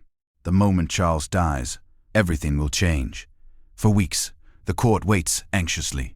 The king grows weaker. Reports of his condition spread quickly beyond Spain. Ambassadors rush letters across Europe, informing their rulers that the end is near. In Paris, Vienna, London, and countless other capitals, kings and ministers read those letters with intense interest. They have been preparing for this moment for years. Finally, on November 1st, 1700, the long-awaited news arrives. Charles II is dead. The last Spanish Habsburg has passed away at the age of 38, after a lifetime of illness that had slowly drained his strength. Inside the palace, bells begin to toll. Courtiers dress in black. Religious ceremonies begin immediately. Nobles move through the halls with solemn faces, performing the rituals of royal mourning that have been practiced for centuries. But beneath the mourning lies something else: urgency. Because Charles did leave a will, and that will name a successor. In one of the final political decisions of his life, Charles II chose Philip of Anjou, the grandson of Louis XIV of France, to inherit the Spanish throne. In other words, the vast Spanish Empire is about to pass into the hands of the French Bourbon dynasty. From Charles's perspective, this decision might have seemed practical. Philip was young, healthy, and connected to the royal bloodline through family ties. Spain desperately needed a strong ruler after decades of uncertainty, but the rest of Europe sees the situation very differently. If Philip of Anjou becomes King Philip V of Spain, while remaining closely tied to the French royal family, France and Spain could effectively unite under one powerful dynasty. And that possibility terrifies Europe, because such a union would create a superpower, unlike anything the continent has ever seen. Inside Madrid, however, the transition begins quickly. Philip is proclaimed the new king of Spain. The Bourbon dynasty is about to replace the Habsburgs. And just like that, the royal family that had ruled Spain for nearly 2 centuries disappears from the throne. It's a quiet ending in some ways. There's no dramatic battlefield collapse, no palace stormed by rebels, no final heroic stand. Just a sick king dying in his bed and a dynasty quietly coming to an end.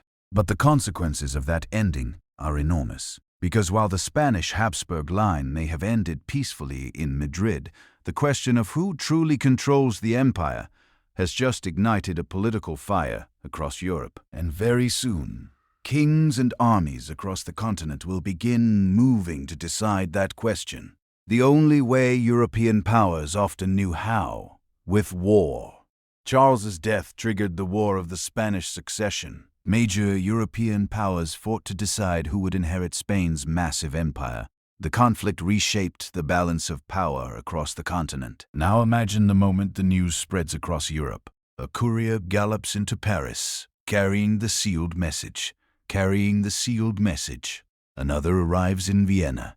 Ships carry copies of the announcement to London and Amsterdam. Royal advisors break open the letters, read the words carefully, and then slowly look up at their kings.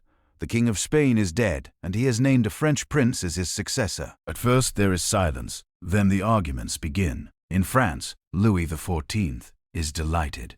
His grandson, Philip of Anjou, has just been declared the new King of Spain. If the will is accepted, the Bourbon family will control 2 of the most powerful kingdoms in Europe. Picture Louis XIV standing in the glittering halls of Versailles, surrounded by marble statues and mirrors reflecting endless candlelight. The French court celebrates the news with excitement.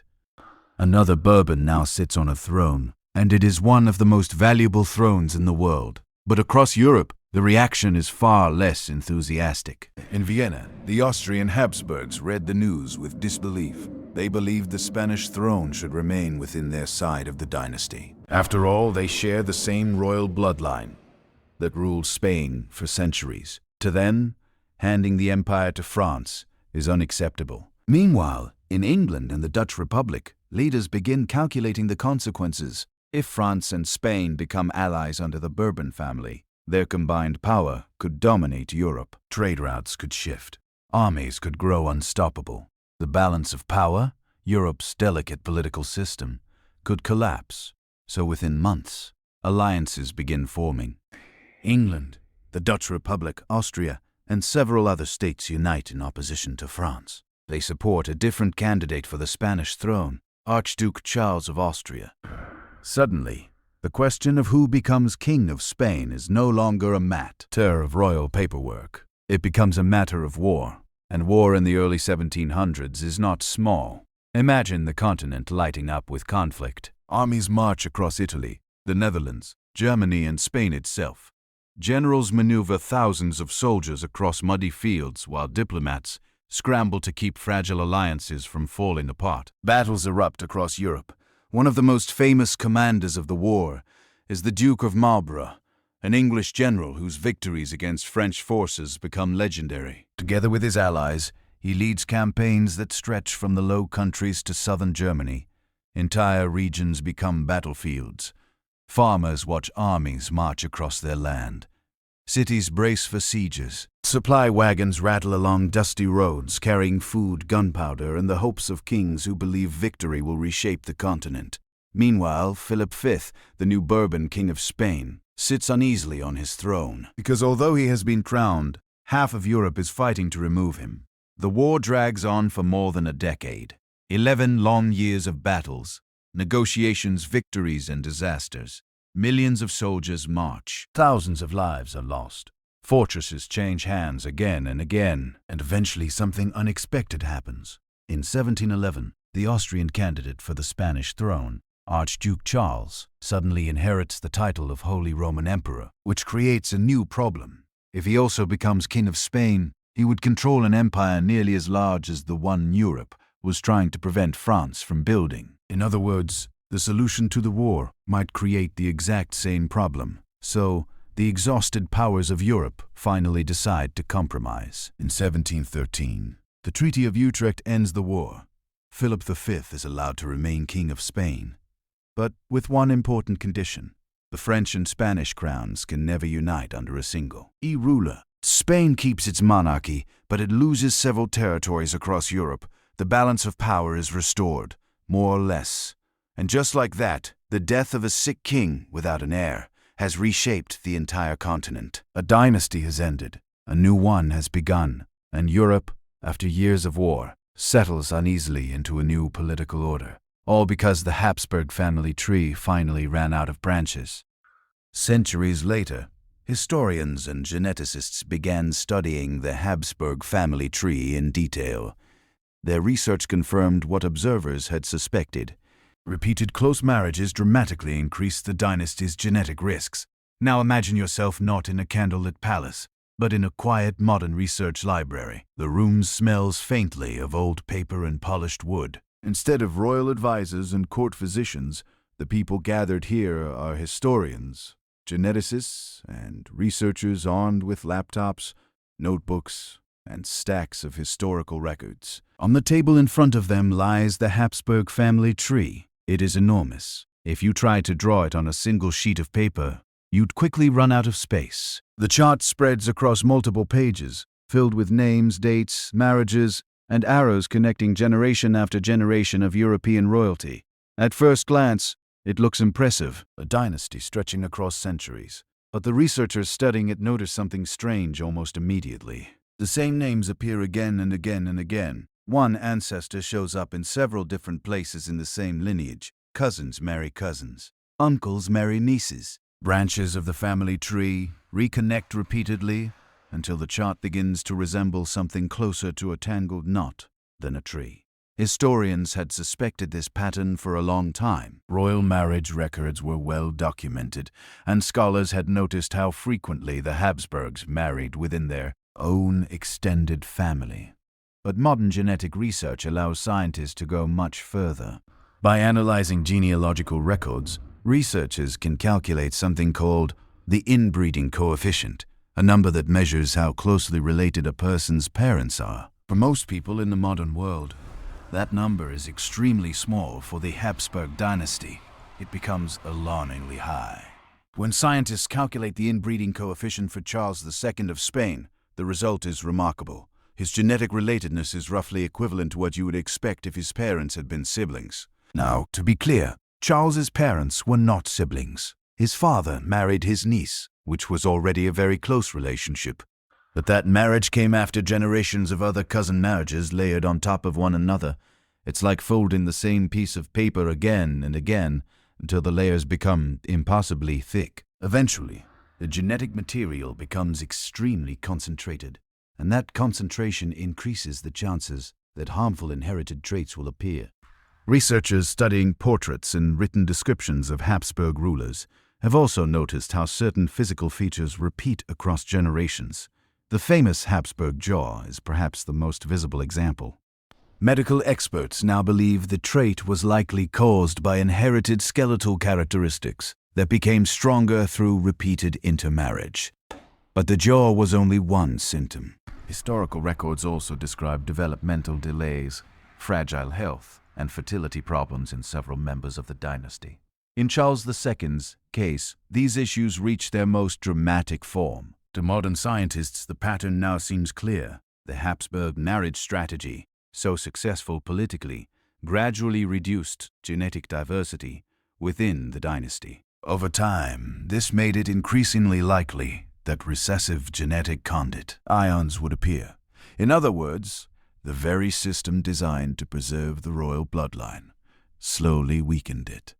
Of course, none of this was intentional. The kings and queens arranging these marriages believed they were protecting their empire. They had no understanding of genetics, chromosomes, or inherited conditions. Those discoveries would only come centuries later, with the work of scientists like Gregor Mendel. But history sometimes reveals its lessons slowly, and when modern researchers finally mapped the full Habsburg genealogy, they discovered something extraordinary. An empire that once ruled half of Europe had quietly built one of the most famous genetic case studies in human history. Today, historians still study the Habsburg family tree, not just as a political story, but as a reminder of how power, tradition, and biology can collide in unexpected ways, because in the end, The Habsburg dynasty didn't collapse because of a single battle or a single king. It slowly folded inward generation after generation until the family tree itself became part of the story. And so the Habsburg story ends with an unusual lesson from history. A dynasty that mastered diplomacy, alliances, and empire building ultimately weakened itself through its own marriage strategy. In trying to preserve their bloodline, the Habsburgs slowly trapped themselves inside it. Now imagine walking one final time through the halls of a Habsburg palace. The torches burn low along the stone walls. Portraits of emperors and kings line the corridors, their painted eyes following you quietly as you pass. Each face represents another generation that once ruled vast territories. Spain, Austria, the Netherlands, Italy, and lands far beyond Europe. At their height, the Habsburgs were everywhere. Their relatives sat on more thrones than almost any dynasty in history. Their empire stretched across continent. Tsars, their name carried enormous political weight, and the method that built this empire was surprisingly simple: marriage. Instead of conquering every territory with armies, the Habsburgs conquered with wedding ceremonies. A daughter married here, a cousin married there. A carefully arranged union could bring entire kingdoms under their control. It was a strategy so successful that it reshaped Europe. But strategies like castles sometimes contain hidden weaknesses. Every time the dynasty chose a spouse from within the same family circle, the pool of genetic diversity grew smaller. At first, the effects were subtle. Familiar faces, shared features, the distinctive Habsburg jaw appearing in portrait after portrait. Then the signs became harder to ignore. Health problems appeared more often. Some royal children struggled to develop normally. Fertility issues grew more common among later generations of the Spanish Habsburg line. Still, the system continued, because politically it worked. The crowns stayed in the family. The alliances remained stable. The dynasty preserved its enormous power for centuries. But biology does not follow political logic.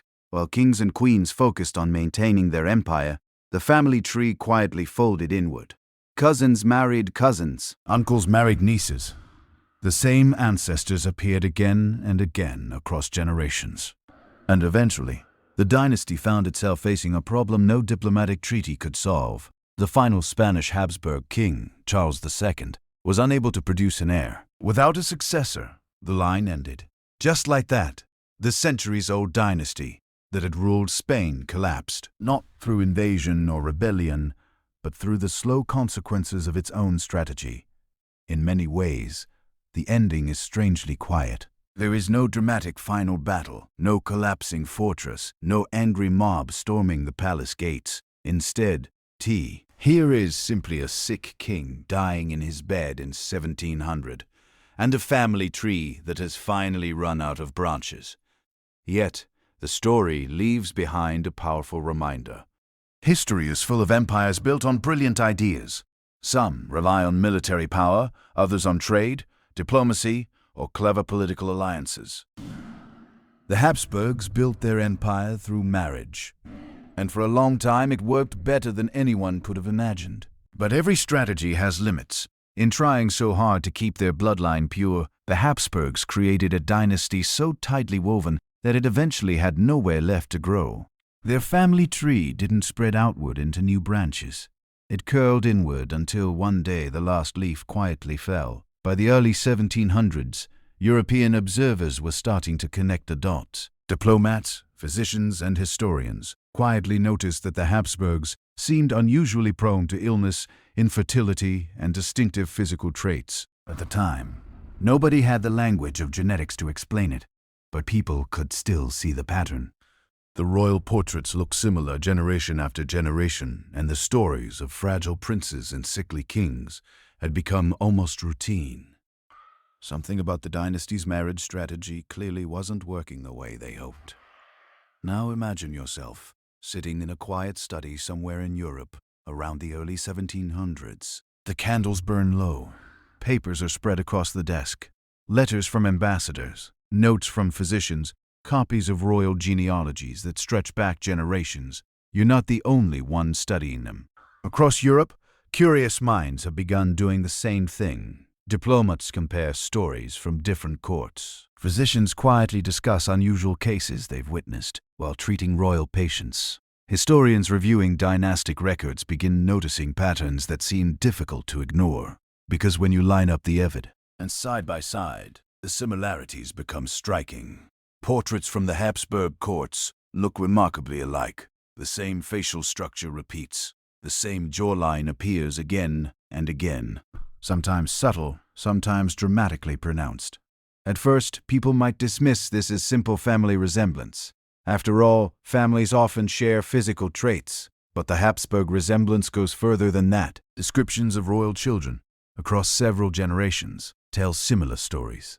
Princes who grow slowly, young heirs who struggle with illness, kings who have difficulty producing children of their own. Individually, each case might seem like unfortunate luck. Together, they begin to look like a pattern. And humans are very good at noticing patterns. Picture two diplomats talking quietly after dinner in a palace somewhere in Vienna or Paris. One mentions the fragile health of Charles II. Another recalls similar stories about earlier Spanish princes. Someone else remembers a portrait where the famous jaw seemed almost exaggerated. Soon the conversation drifts toward an uncomfortable possibility. Perhaps the dynasty's habit of marrying close relatives has consequences. Now, no one phrases it exactly like that. The language of genetics does not yet exist. Gregor Mendel, a monk who would later discover the basic rules of inheritance, has not even been born yet, but the suspicion is there. Something about these repeated marriages inside the same family circle seems unhealthy. Of course, saying this openly would still be dangerous. Royal families do not appreciate being analyzed like medical case studies. Diplomats still choose their words carefully, and physicians remain cautious when describing the health of kings. But the observations continue spreading quietly. Letters travel between courts describing royal illnesses. Historians compiling genealogies begin noting how frequently Habsburg marriages occurred between cousins, uncles, and nieces, or other close relatives.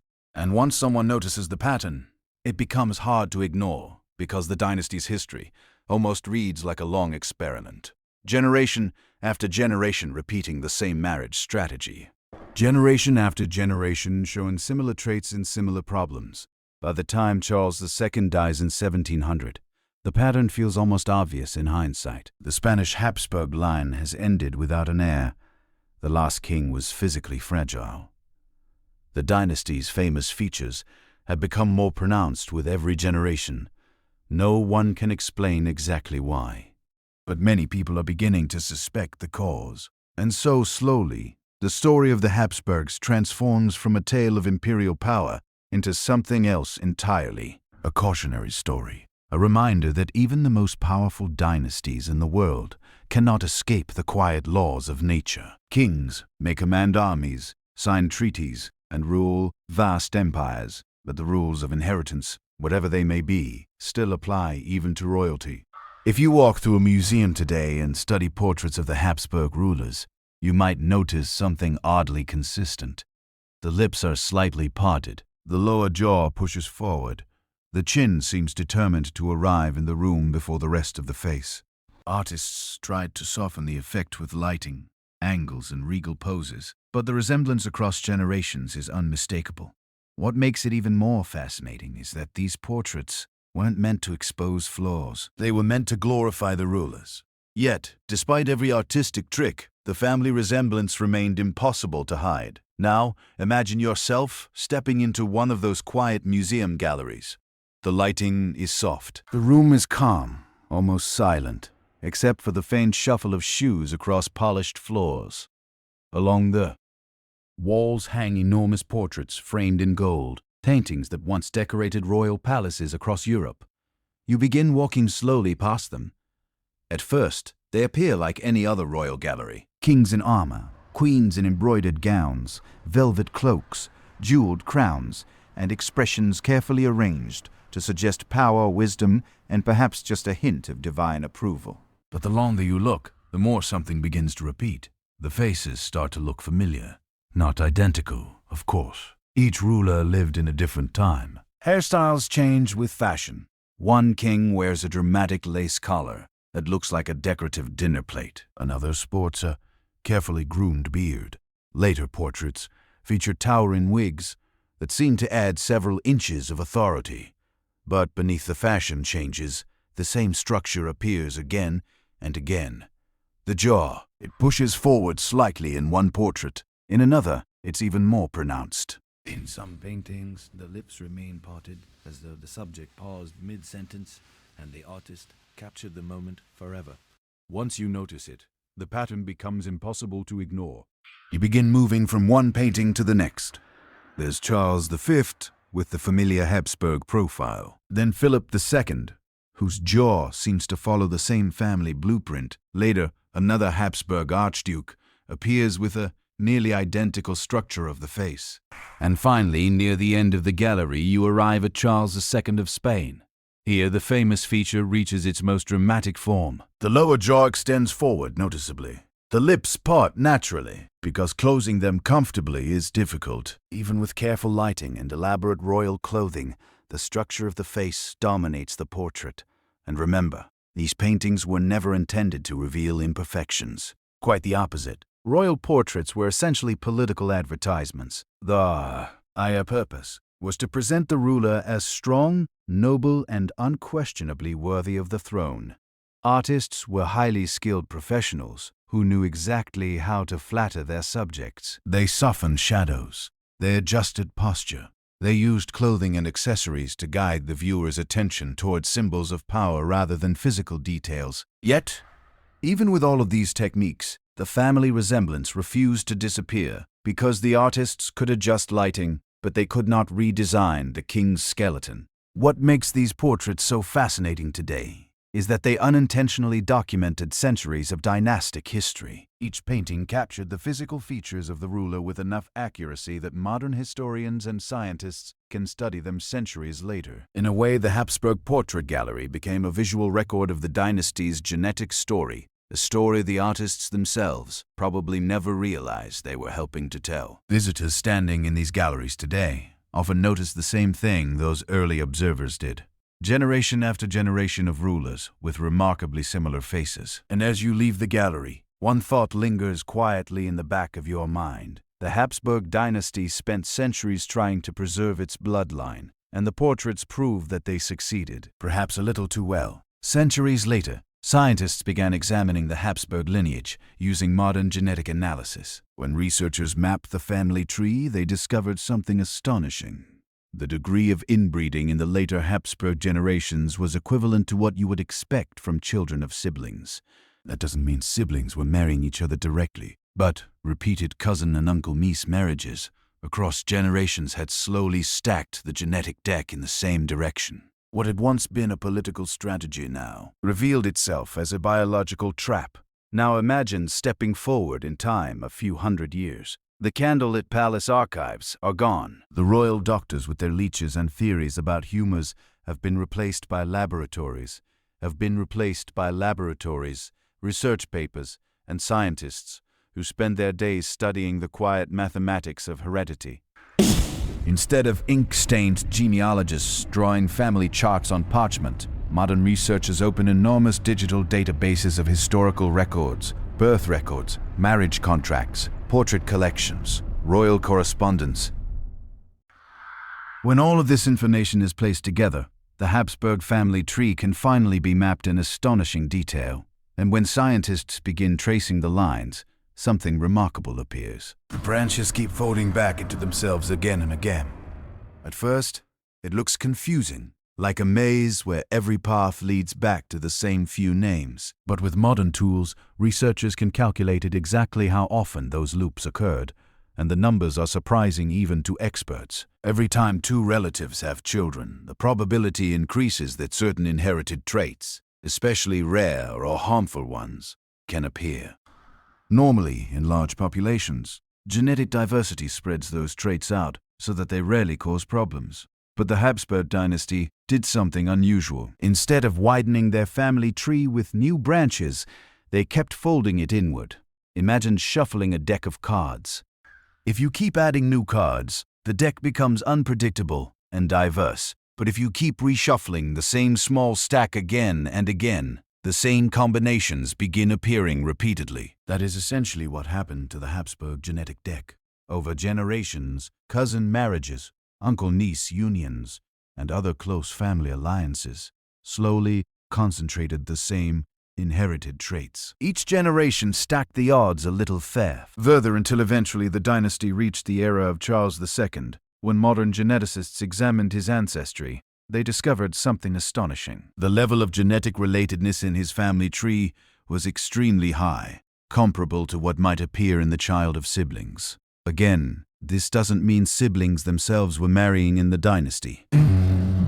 Instead, it was the cumulative effect of repeated close marriages across centuries. It was like folding a piece of paper over and over until the layers became thick and rigid.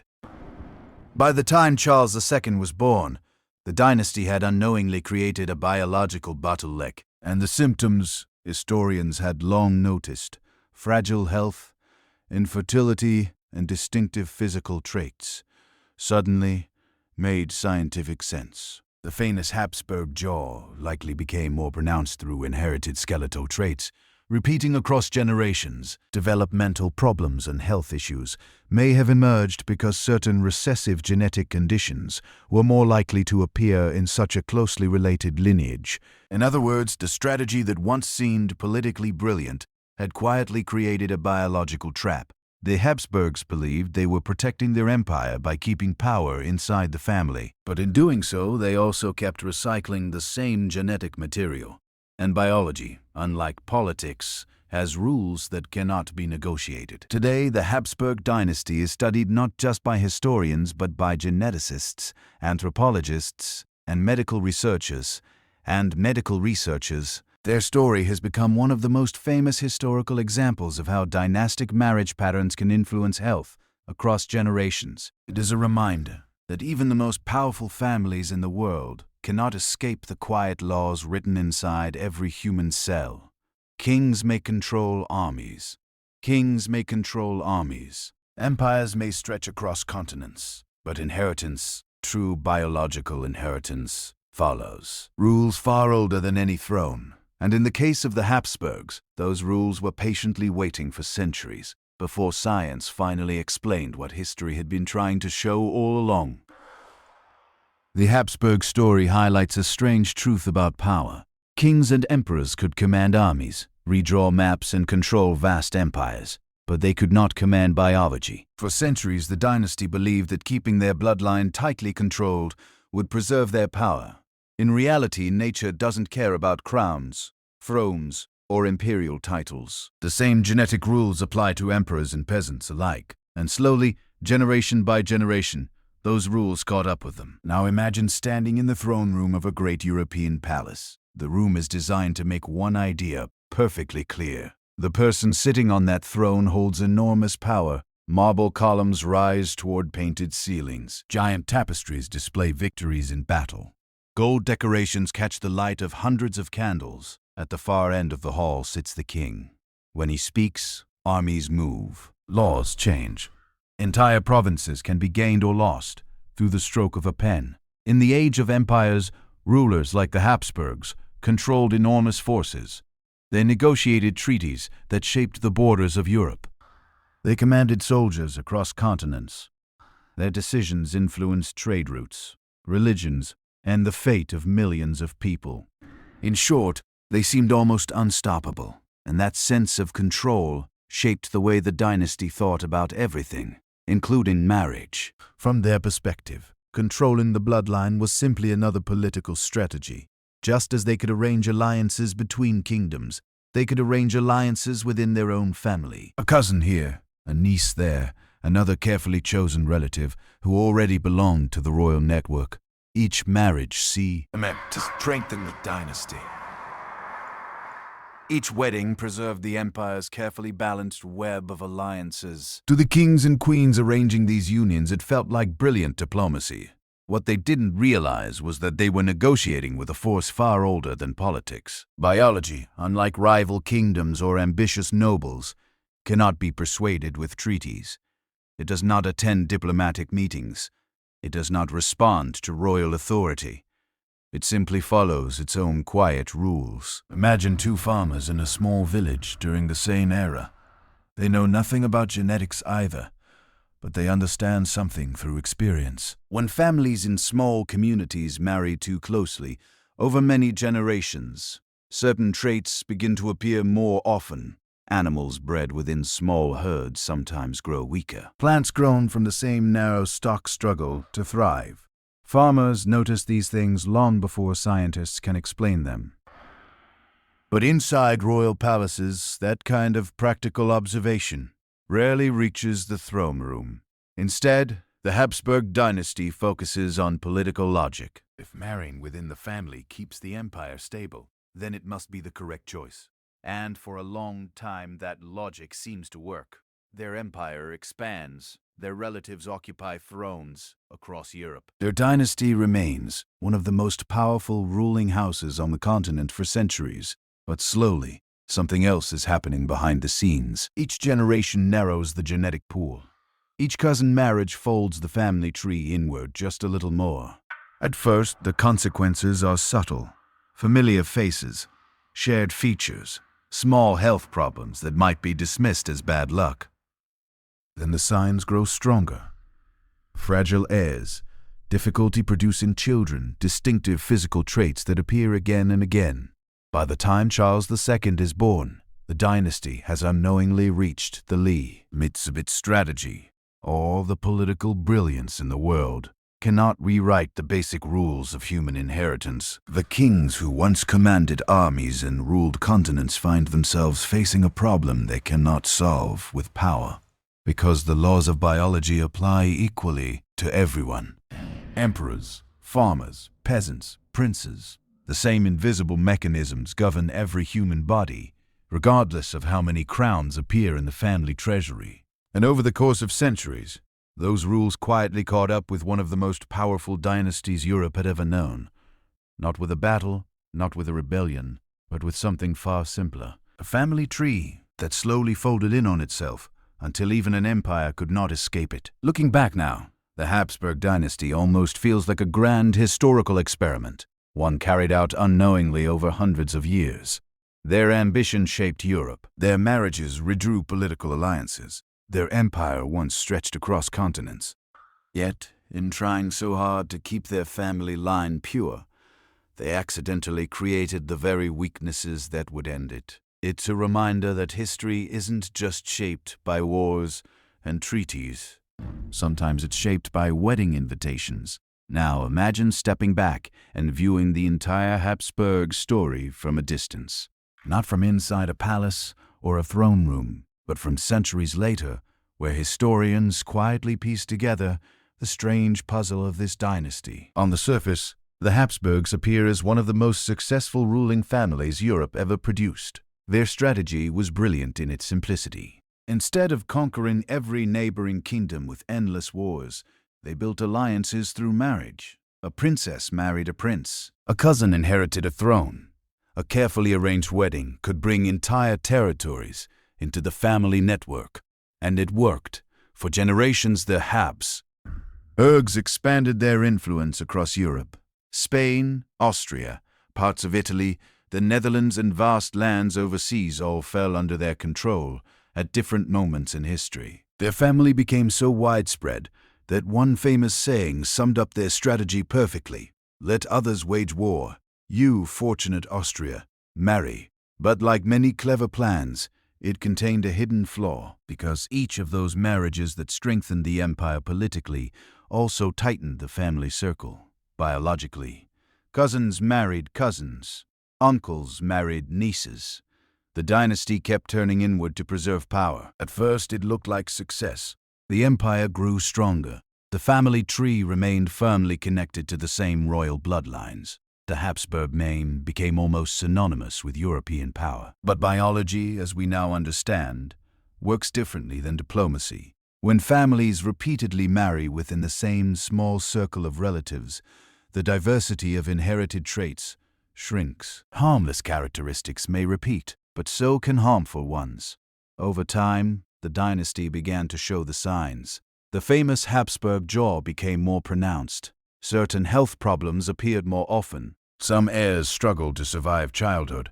Others faced difficulties producing heirs of their own. Yet the system continued. because no one at the time understood why these things were happening.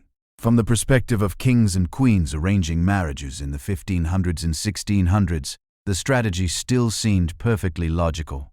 Keeping power inside the family was the safest political choice available. The irony, of course, is that the very policy designed to preserve the dynasty eventually helped bring about its end.